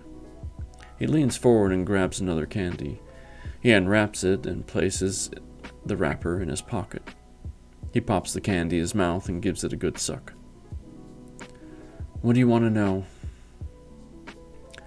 Let's start with how you ended up in the military, suggests Dr. Burke. Alex decides to start the story earlier than his enlistment. He explains his family's move to the Houston area for his father's job and the sense of isolation he felt growing up. He conveys his journey to connect with his peers and to belong. He touches on the cultural conflicts he had with his father, how his father clung to the Russian culture, and how Alex was desperate to shed his heritage and embrace everything American. He explains how he secretly became a U.S. citizen and enlisted in the Army, and how upset his father was with his decision. Hey, able to listen back in, one of my family members just said, he does have a soothing voice. Here's to you, accent, well done. Also a great book, Goldie. Well, thanks, Hicks. Glad you're back, and thank you for that compliment. Dr. Burke stops scribbling in his notepad and asks Alex, but what was the main reason you enlisted? Was it out of a sense of patriotism for your new home, or was it a rejection of your father? To be honest, probably both, Alex admits. Tell me about your time in the Army, prompts Dr. Burke. I was stationed out of Fort Hood here in Texas. My first overseas deployment was with my platoon to serve in Iraq. Our Army division was nicknamed First Team because we were always on the front line of the action around the world. Iraq was a chaotic mess when we arrived in those early days. Our mission was to usher in some stability by weeding out terrorist elements throughout the country. The military spent those early years pounding our chests and showing the might of the majesty of the U.S. war machine. I spent the next 7 years on and off serving deployments to Iraq. Over that time, things slowly improved in the country. Understand it never got good, but it improved from those earlier days. Okay, you have made references to an attack. Tell me about that. Alex looks at the window again and takes some time to gather himself before he continues. I saw lots of attacks during my time there. The one I was referencing happened on my last tour and bounced me out of the Army on a medical discharge. Alex begins. My division's role in the war was coming to an end. A majority of the division had already left the country. A small force of about 400 soldiers from my division was still in the country, but expected to depart in a few weeks. At this time, our mission was to provide training and support to the Iraqi police force. The goal was to turn Iraq security over to the Iraqis to manage. I was part of this cleanup crew, closing up operations and completing the final security transition to the Iraqi police force. After the military surge from a few years earlier rooted out the majority of the terrorist threat, there was some real hope for Iraq and the Iraqi people. Sounds like a positive experience so far, replies Dr. Burke. Listen, it was still a violent and unstable place, but we believed it was finally manageable. I was a staff sergeant and was leading a squad. We were paired with a group of Iraqi police. We patrolled the streets with the police and showed them how to monitor, evaluate, and address potential insurgent activity. I was actually leading the combined team on the final joint patrol. Sadir City is a 6 square mile filled with 2 million Shiites who were not particularly fond of the coalition forces of the Iraqi police who were cooperating. On this final patrol, we had stopped in one of the suburbs to perform a security sweep. The Iraqi police force was conducting the door-to-door inspections. 6 police officers conducted the search while 2 remained in the street with the vehicles. My squad also stayed in the street, providing cover support. We had visited this neighborhood many times, and there was rarely any trouble. We were all feeling pretty at ease. The children of the neighborhood came out of the buildings and surrounded us. This wasn't uncommon. We had spent months trying to win over the hearts and minds of the children. In fact, I always had a pocket full of candy to pass out to the kids when they came around. Knowing this was our last patrol, we were effectively saying our goodbyes to the kids and the locals. We were telling them to trust the police force to keep them safe. My guard was down, and I missed one of the children slipping past the squad and placing a sticky IED to one of the Humvees. What is a sticky IED? It's a homemade bomb attached to a heavy magnet. The insurgent uses the magnet to stick the bombs to metal plating of the Humvees. The bomb exploded seconds after I realized what was happening. Mike Hobbs was killed instantly. He was sitting in the Humvee when it exploded. Jawad, we called him JJ, took a piece of shrapnel to the back of his head. He ultimately bled out before we could get him help. I was standing a bit further away with my back to the explosion. The backs of my legs were peppered with shards of metal that shredded the tendons and muscle. I spent the next year healing and learning to walk again. Is this the subject of your nightmares? Yes. It plays over and over again. Most times I recognize the kid as he slips past me. I reach out and grab his arm, intending to prevent him from getting to the Humvee. However, his arm slides through my grasp. I try to chase after him, but my feet are stuck to the road and I'm unable to move. I scream out for my soldiers to get away from the blast zone, but they don't seem to hear me. They continue conversing with the children and the locals. The explosion crushes all sound, and I feel the wave of the heat envelope me and knock me to the ground. And then I wake up. Alex stops talking and returns his gaze to the window. Dr. Burke lets the silence settle over the room and gives Alex time to gather himself. He writes a few last notes in his notebook and then closes it and sets it aside. This is a great first step, Alex. You're starting to address this pivotal moment in your life. The ramifications of that explosion inflicted both physical and emotional trauma. You spent a year addressing your physical trauma, but you have yet to address the emotional trauma. And I'm going to help you with your emotional therapy, just as the doctors and nurses helped you with your physical therapy following the attack, promises Dr. Burke. And how are you going to manage that?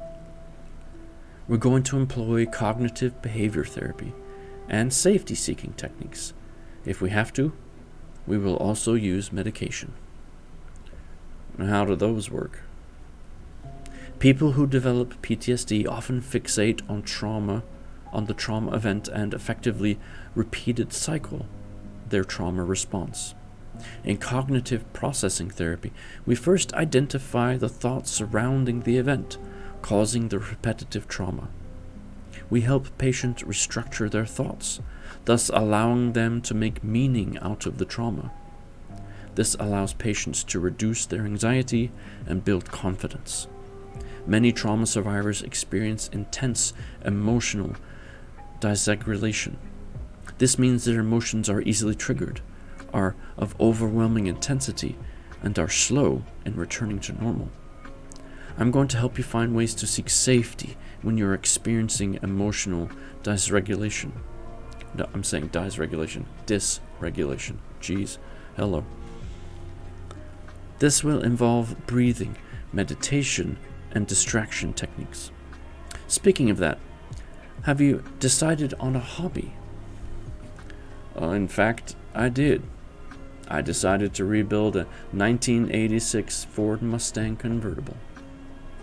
That is perfect, responds Dr. Burke. And what about medication? Questions Alex. We first reduce your trauma response through cognitive therapy and safety seeking. Once we determine the effectiveness of these techniques, we close the gap to the desired result with medication. The goal is to have you on the lowest dose of medication possible. Dr. Burke glances at his watch and confirms that the session is over for the day. He adds, "This was a great session. We will pick it up here next week, and we will start the cognitive therapy training." Alex stands up and thanks Dr. Burke. He dips his hand into the crystal bowl of hard candies and shoves them into his pocket. Before he even reaches the door to leave, he knows that he is headed to the Russian Bear. Tonight, he will self-medicate with a drink, or 10. Cognitive training can start next week. And that is chapter 15. A very good chapter indeed.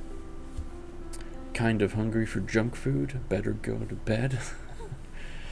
Oh, the struggle is real. Hicks, the struggle is real. I don't know when. I'd like to call him out when I catch him lurking. What? Did I miss something? Oh, reticent sleeper. Got it. Okay. Yes, clapping indeed. In fact,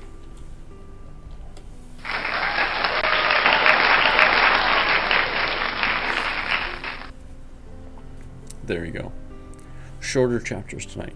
Yeah, it's nice. They're kind of a good bite-sized kind of chapter, so I like it. In fact, let's see. We're on page 167, and chapter 16 goes to page 176. So about 9-ish pages, give or take, if I'm counting correctly. And we have about 10 minutes left on Stream Reader. Hey, Atkinson. Yeah? What's up? You have someone lurking. It's okay, it's just Aranel. Okay, great. Enjoy your lurk. Every time, without fail, Aranel. Every time, without fail. Alright. Let's do one more chapter. We'll do our battle, and then we'll find someone to raid for tonight. And then I have to figure out how to compile all of this into a recap. So I gotta figure that out too, because there's a lot to talk about, and I don't want to drone on in the recap because no one likes to drone on. So anyway, take another drink.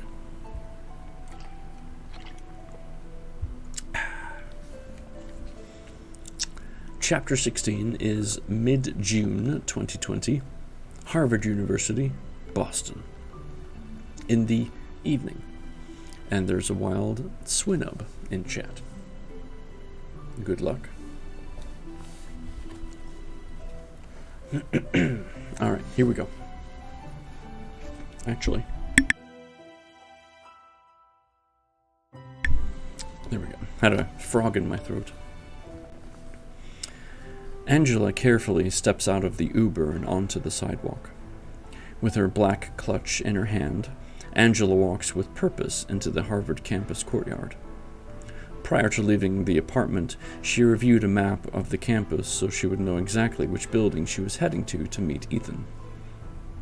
This chapter was originally 30 pages. I had to edit it way down. Oh, crikey. That would have been tough. I place a random on accident, don't mind me. It's okay. It won't hurt. Randoms are fine. The building she is seeking sits directly behind one of the benches she enjoys on her weekend sojourns to Harvard. The campus is well lit under the summer sun. It will be hours before the sun finally dips below the horizon and night settles over the campus. Angela enters the academic building and finds the stairway to the second floor. Her high heels click on the hardwood floors as she walks down the hallway, searching for the correct office. About halfway down the hallway on the left, she finally reaches the office. Inside, she can hear Ethan's voice as he carries on a conversation with another gentleman. Angela stands in the doorway for several moments before the man behind the desks looks in her direction. "Ethan, I believe your guest has arrived," says the man. The man stands and takes a step toward the door. He reaches his hand out and says, "Hello, I'm Professor Logan. Nice to meet you." Angela shakes his hand as she giggles internally. She was sure he was going to say Professor Loggins instead of Logan. The man who stands before her looks exactly like Kenny Loggins. He has a flowing mane of light brown hair that blends seamlessly into a full beard, and has thick eyebrows that sit above the dark brown eyes. He is a towering figure with broad shoulders and a solid frame.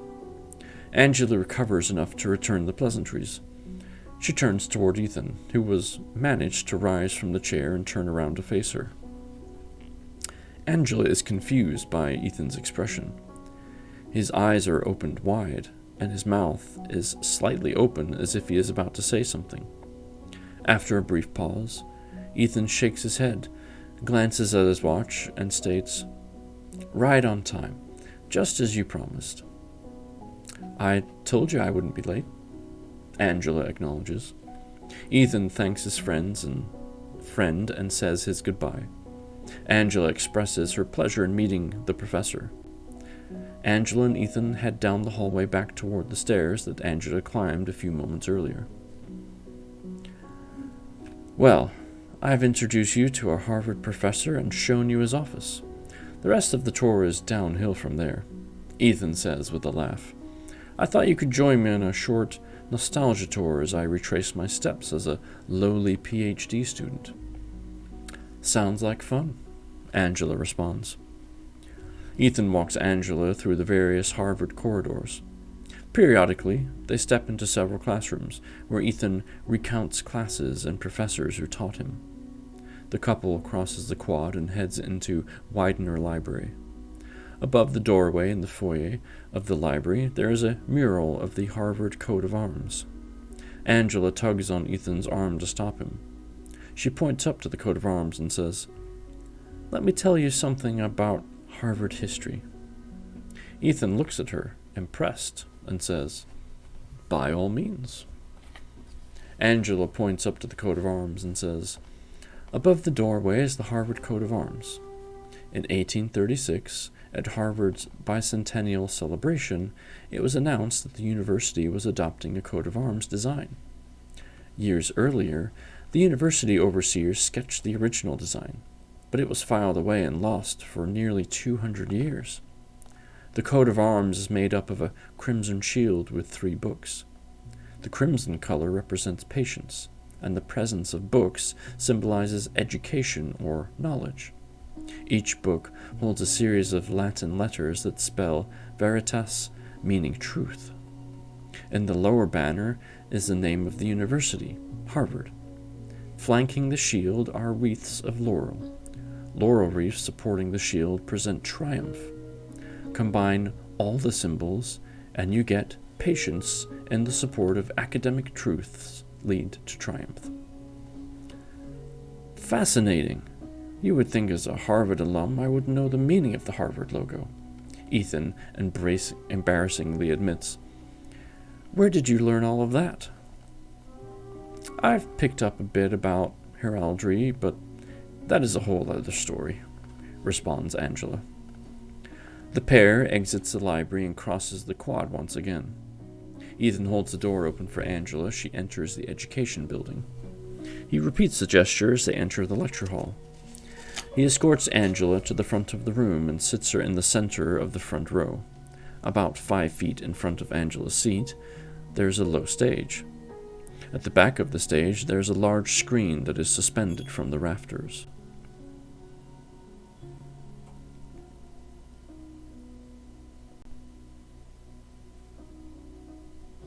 And I think I've been disconnected. Are we back? You guys see me? Hear me?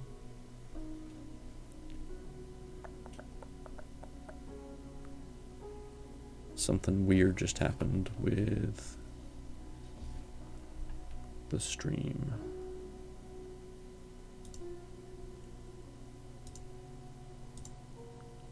Are we back?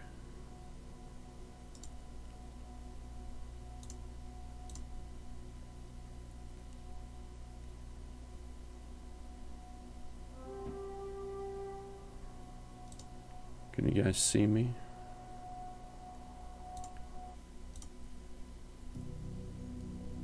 I think I'm back.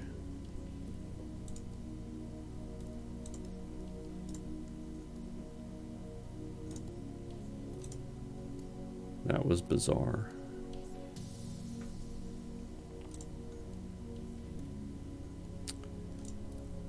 Can you see? I'm JDR. Can you hear me? See me? All the above? I just got a notification that Streamlabs just kind of conked out on us. And yep, all good now. Yeah, it like completely shut down the stream. My internet keeps freezing. I'll probably need to listen later. I went out and came back. Yeah, no, I don't think it was you, Hicks. I think it was Twitch in general. It like completely kicked everything, including me, out. And then we were back suddenly. So, okay. I'm not sure where you guys heard last, but I'll just retrace a sentence or so. Let's see. About 5 feet in front of Angela's seat, there is a low stage. At the back of the stage, there is a large screen that is suspended from the rafters. On the right side of the stage, there is a wood podium with a microphone attached. After ensuring Angela is settled in her seat, Ethan walks to the stairs at the far right of the stage. Angela takes a moment to glance around the lecture hall. Most people are already settled into their seats, and pockets of individuals are standing in the aisles conversing. There is a steady murmur of talking. However, it is too cacophonous, I always say that word wrong, to hear a singular conversation.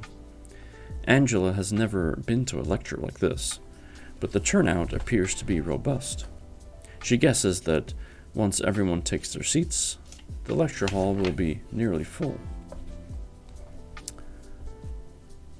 Suddenly, the overhead lights dim several times, signaling that the lecture is about to begin.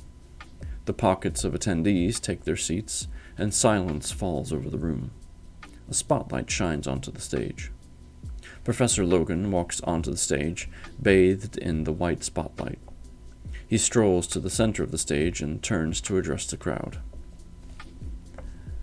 Good evening, and welcome to Harvard Academic Lecture Series. The university is excited to welcome back one of our favorite sons to the campus. Dr. Ethan Strong received his PhD in microbiology and molecular genetics from Harvard.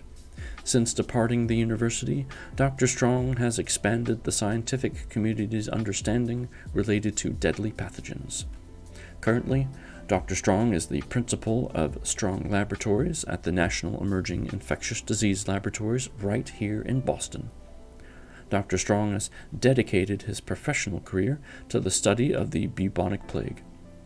This deadly pathogen ravaged Asia and Europe for more than 500 years and changed the course of history. The large screen now shows in crimson letters the misconceptions of the Black Death, from origin to impact. Please give a warm welcome to Dr. Ethan Strong, states Professor Logan as he gestures off stage. Ethan walks onto the stage with confident purpose. The room erupts with applause. Angela notices the attendees flanking her stand and clap, and she quickly follows suit. She glances around to see the palpable excitement in the room. You would think this group was at a rock concert rather than an education lecture. The clapping starts to diminish, and the attendees take their seats. By the time Angela has settled into her seat, she notices Ethan is already speaking. Study of the bubonic plague, I have identified a series of simultaneous internal and external factors that allowed the epidemic to spread throughout Asia and Europe. The spread of the disease permanently altered the political, social, and cultural traditions of the region. The screen then moves from the title card to an agenda slide. Ethan provides a brief preview of the sections of the presentation. Angela reads the screen as Ethan speaks. What is the Black Death? How does the bubonic plague infect? Where did the bubonic plague start? How did Black Death spread? And how did the Black Death change the world? After his brief introduction, Ethan starts on his first section of his presentation. In a booming, amplified voice, he begins his tale about the origins of the Black Death and how it impacted history. The pandemic that swept across the known world in the 14th century went by many names, including the bubonic plague, the Great Plague, the Great Mortality, the Terrible Death, and most commonly, the Black Death. This pandemic was caused by bacteria called Yersinia pestis. This bacteria developed into several forms of plague. In order of severity, these forms are bubonic, pneumonic, and septicemic. Originally, I went into 20 pages of this lecture. It was too long, but it was my favorite part. I had to cut it down. You basically wrote the lecture then. Wow, that is... I had a wondering if that was why the chapter was too long, because you basically wrote out the entire lecture, to a degree. Interesting. In the 14th century, it was a combination of bubonic and pneumonic plague that swept over the population. This pandemic outbreak resulted in an estimated 75 to 200 million deaths in Eurasia between 1347 and 1351. Europe alone experienced a death toll of between 30% and 60% of its population. Ultimately, it took more than 200 years of the world population to recover from the 14th century plague outbreak. But why do we remember and discuss this outbreak 700 years later? Besides being one of the deadliest diseases of all time, it is also the disease with the best marketing campaign. First, you need to start with a compelling product. The symptoms of the plague were distinct, unique, and memorable. Those symptoms included swollen lymph nodes, gangrene, and death. Even if the bubonic plague wasn't so deadly, its marketing campaign surely would have solidified it into the annals of history. First, branding is a key component to a marketing campaign. At the time of the epidemic, contemporaries did not call it the Black Death. As the plague spread around the world, it was called in Latin atra mortem, or terrible death. However, this moniker failed to grip historians. In Latin, atra means both terrible and black. Therefore, studying the disease centuries later, historians mistook the word atra for black rather than terrible. Based on the symptoms of the pestilence, black appeared to be a more vivid descriptor. The plague victims' black skin, discoloration from cyanosis, and the dual meaning of atra led to this effective rebranding. The branding continued to evolve as the Greeks morphed the name to bubonic plague to describe the hard, swollen buboes that form within the victim's lymph nodes. Bubo is Greek for swollen groin, which was an even more informative description. Next, any worthy marketing campaign will include a memorable and repetitive jingle. In the case of Black Death, we still sing about this epidemic as we play in the playground or rock our children to sleep. Ring around the rosy, pocket full of posies, ashes, ashes, we all fall down. The symptoms of the plague included a rosy red rash in the shape of a ring on the skin, the ring around the rosy. Pockets and pouches were filled with this sweet-smelling herbs or posies. The posies were carried due to the belief that the disease was transmitted by bad smells. The phrase ashes, ashes refers to the cremation of the dead bodies. Angela thinks about her time on the playground singing that nursery rhyme. She never realized she was promoting a deadly disease. Ethan continues. Finally, a successful product needs to have a long impact on the population.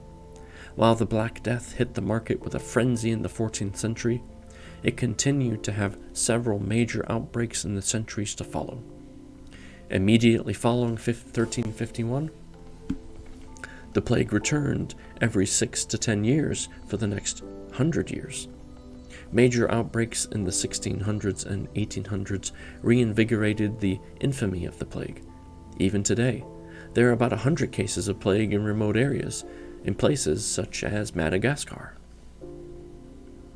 For the next hour, Ethan impresses the crowd with the science around the spread of the plague, how Yersinia pestis hijacks a host's immune system. He discusses the economic, social, and political ramifications of the outbreak. He describes how the Mongol army's western progress was abruptly halted by the disease. Ethan explains how the Mongols turned their dead into bioweapons by catapulting their fallen comrades into besieged cities. He illuminates the audience on the history of tension between the Genovese merchants and the Mongols. Yeah, the hour I cut out. No doubt. Ethan explains, politically, the Mongols were upset that the Genovese had established a monopoly on the lucrative trade routes. The confrontation between the Kaffa traders and the Mongol soldiers provided an excuse for the Mongols to break the Genovese hold on Kaffa and return the trade routes and the profits to the Mongol Empire. Ultimately, the Mongols' shock and awe biowarfare devastated the Genovese hold on the trade routes out of Kaffa. The unintended consequence was the delivery of the plague to the European continent. While Angela finds the political intrigue interesting, she is ultimately fascinated by his description of the religious implications of the plague. As the lecture progresses, Ethan moves across the stage and stands directly in front of Angela. The other attendees seem to fade into the background as he continues to deliver the presentation. From her perspective, The lecture appears to take on the vibe of an intimate conversation. Ethan makes direct eye contact with Angela as he delivers his religious insights. As the plague spread throughout Europe, the primarily Christian population continued the ritual of last rites. Clergymen traveled throughout the community, delivering last rites to plague victims. However, the clergy's well-intentioned actions assisted in the delivery of the plague throughout the community. As a result, renewed religious fervor and fanaticism bloomed in the wake of Black Death. Some Europeans targeted various groups, such as Jews, foreigners, beggars, refugees, lepers, and gypsies. These groups were deemed out of God's favor and therefore to blame for the crisis. Lepers and other individuals with skin diseases such as acne or psoriasis were considered marked by God and thus were singled out and exterminated. For centuries before the plague, the Jewish population were persecuted for its involvement in the execution of Jesus. The outbreak of plague increased the instances of Jewish persecution. In February 1349, the citizens of Strasbourg murdered 3,000 Jews, immigrants, and refugees. By 1351, 60 major and 160 smaller Jewish communities had been destroyed. A less violent display of religious fervor was the response by the citizens of, I'm going to mess this up, Oberam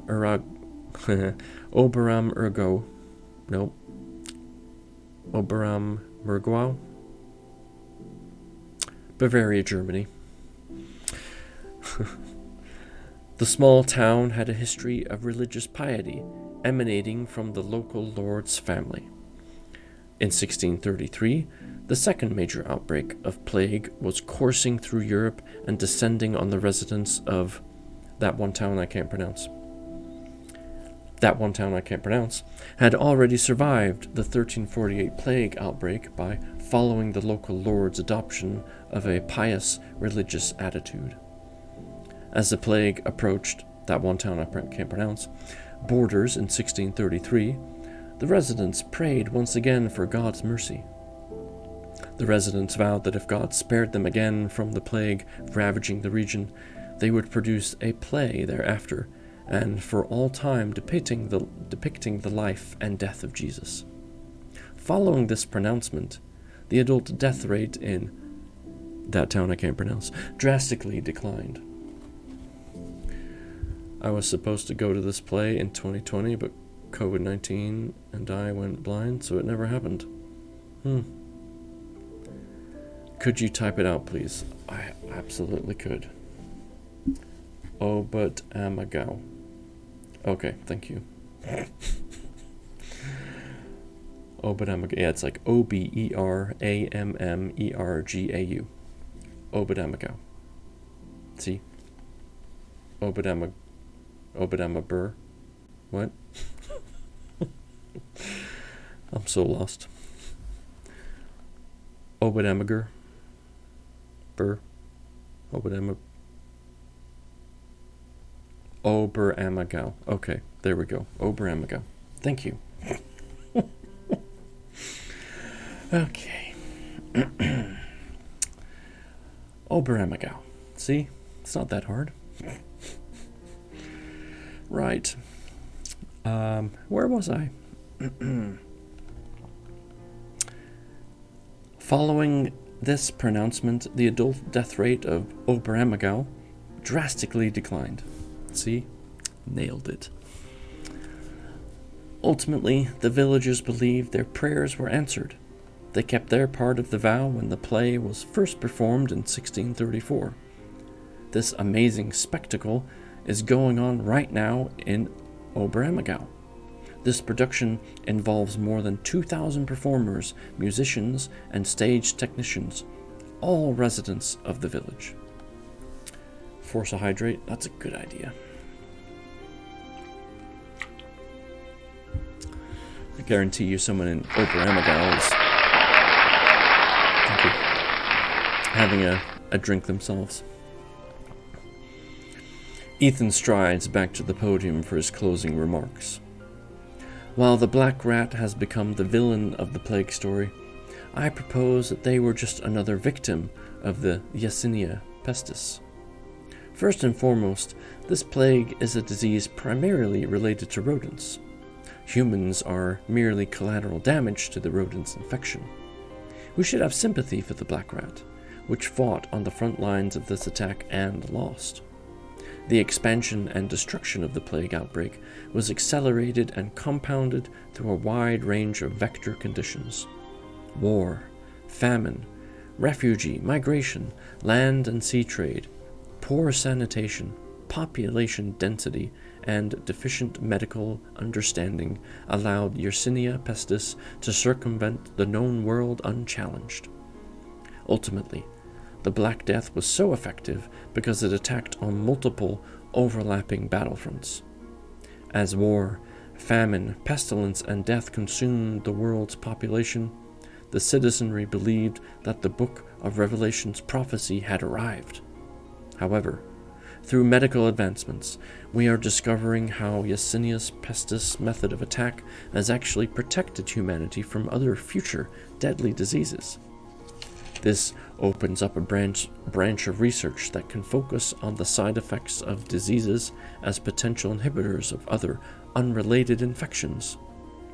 My team at the National Emerging Infectious Diseases Laboratory focuses on how to turn this deadly pathogen against infected cells of other diseases.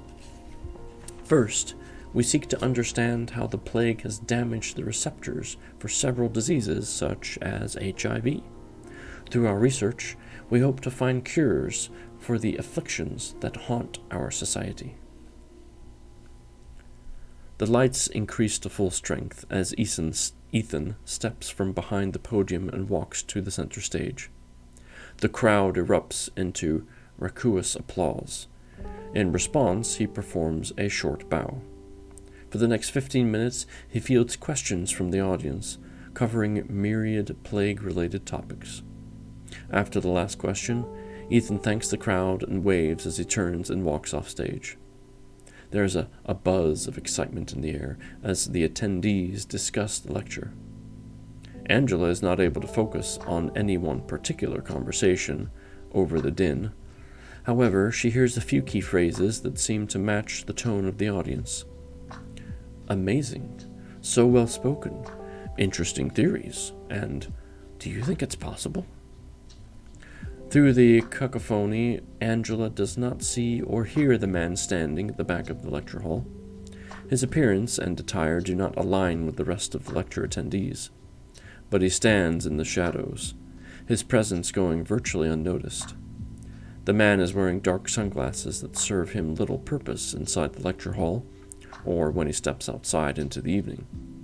He has a long, dark coat that also serves little purpose on a warm, cloudless summer night. The man pulls out a cell phone and, after pressing a series of buttons, places the phone to his ear.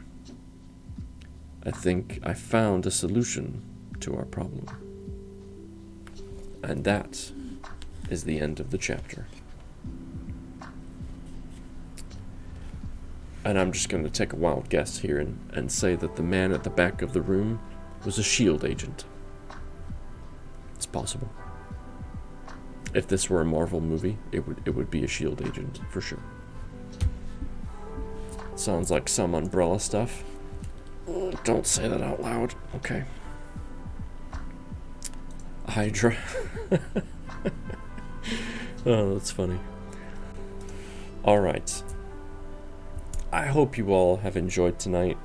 I know I have. I've got a lot of typing up to do based on this recap, and I have a feeling I'm going to miss some of it in my head. But I'm going to do my best to recap it as well as I can. Stream Raiders has finished, so we will do that in a moment. I just want to send out a couple of more links. Again, this is the link to the book. If you are at all curious, want to get your own copy and follow along and figure out where I misspeak, by all means, do so. Support the author here in chat. Beyond that, I want to remind you on Saturday nights, for those of you that have subscriptions, Saturday at 7 p.m. Central Standard Time, we are reading Ready Player One. It's a great book. It's fun. It's certainly a different pace from what we're reading right now, and it's just a great one to dive into. So make sure you're in the Discord if you're not yet. That's the link. I hope you all take an opportunity to review on Amazon. Reviews really help. They do. Reviews definitely help. So check that out. Be available for Saturday if you can, if you want to. Let's read books. That's right. Oh, and our book club, of course, November 27th. I am a little over halfway through reading a man called Uwe, typed out Ove, O-V-E, pronounced Uwe. So I need to crack the whip on that for myself to catch up with the reading, because the 27th will be here before I know it. But that is also a Saturday night, and that is at 6 p.m. Central Standard Time. So our book club will meet. We'll discuss the book. We'll have a quiz. We'll have some discussions. We'll highlight some sections in the book that we thought were interesting. So come along for that. You can join the quiz with us too. You don't have to just sit and listen. So I hope you will be able to join us for that. So for here and now, let's take a gander. Let's take a look-see. 32 allies. I think right here is going to be fine. Let's do the battle. While the battle's going on, I'm going to look for someone to raid.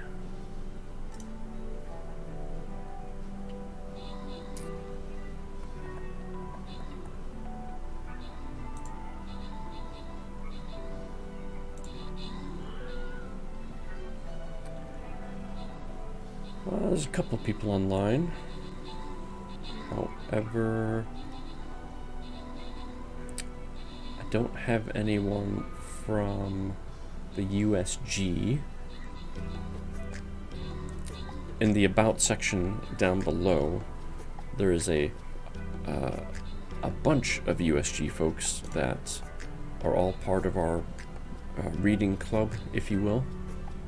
Part of the team there. Everyone on that list is a reader in some way, shape, or form.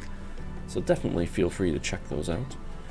You can find out when they go live and follow along if you want to. But otherwise, you know what? We're gonna raid Rio. She's been or no wait, she's not on. Dang it, she's hosting somebody else. Never mind. She's not on right now. Alright, we'll raid our other friends. Here there be monsters.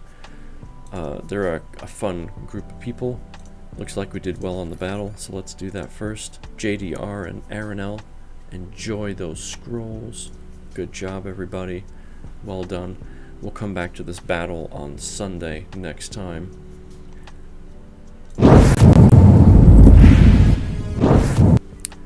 Thank you for the readings. Absolutely. Thank you guys for being here. Thank you for the follow. Thank you for that gifted sub, Aranel. I've enjoyed you guys immensely. The book is great. I look forward to reading it every time. I never know what's going to happen or what we're going to learn. So, I like it. Alright.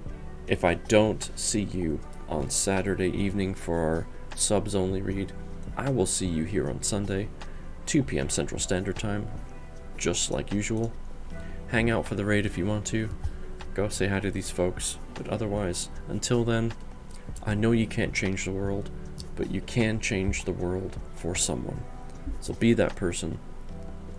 Thank you, and have a fantastic evening.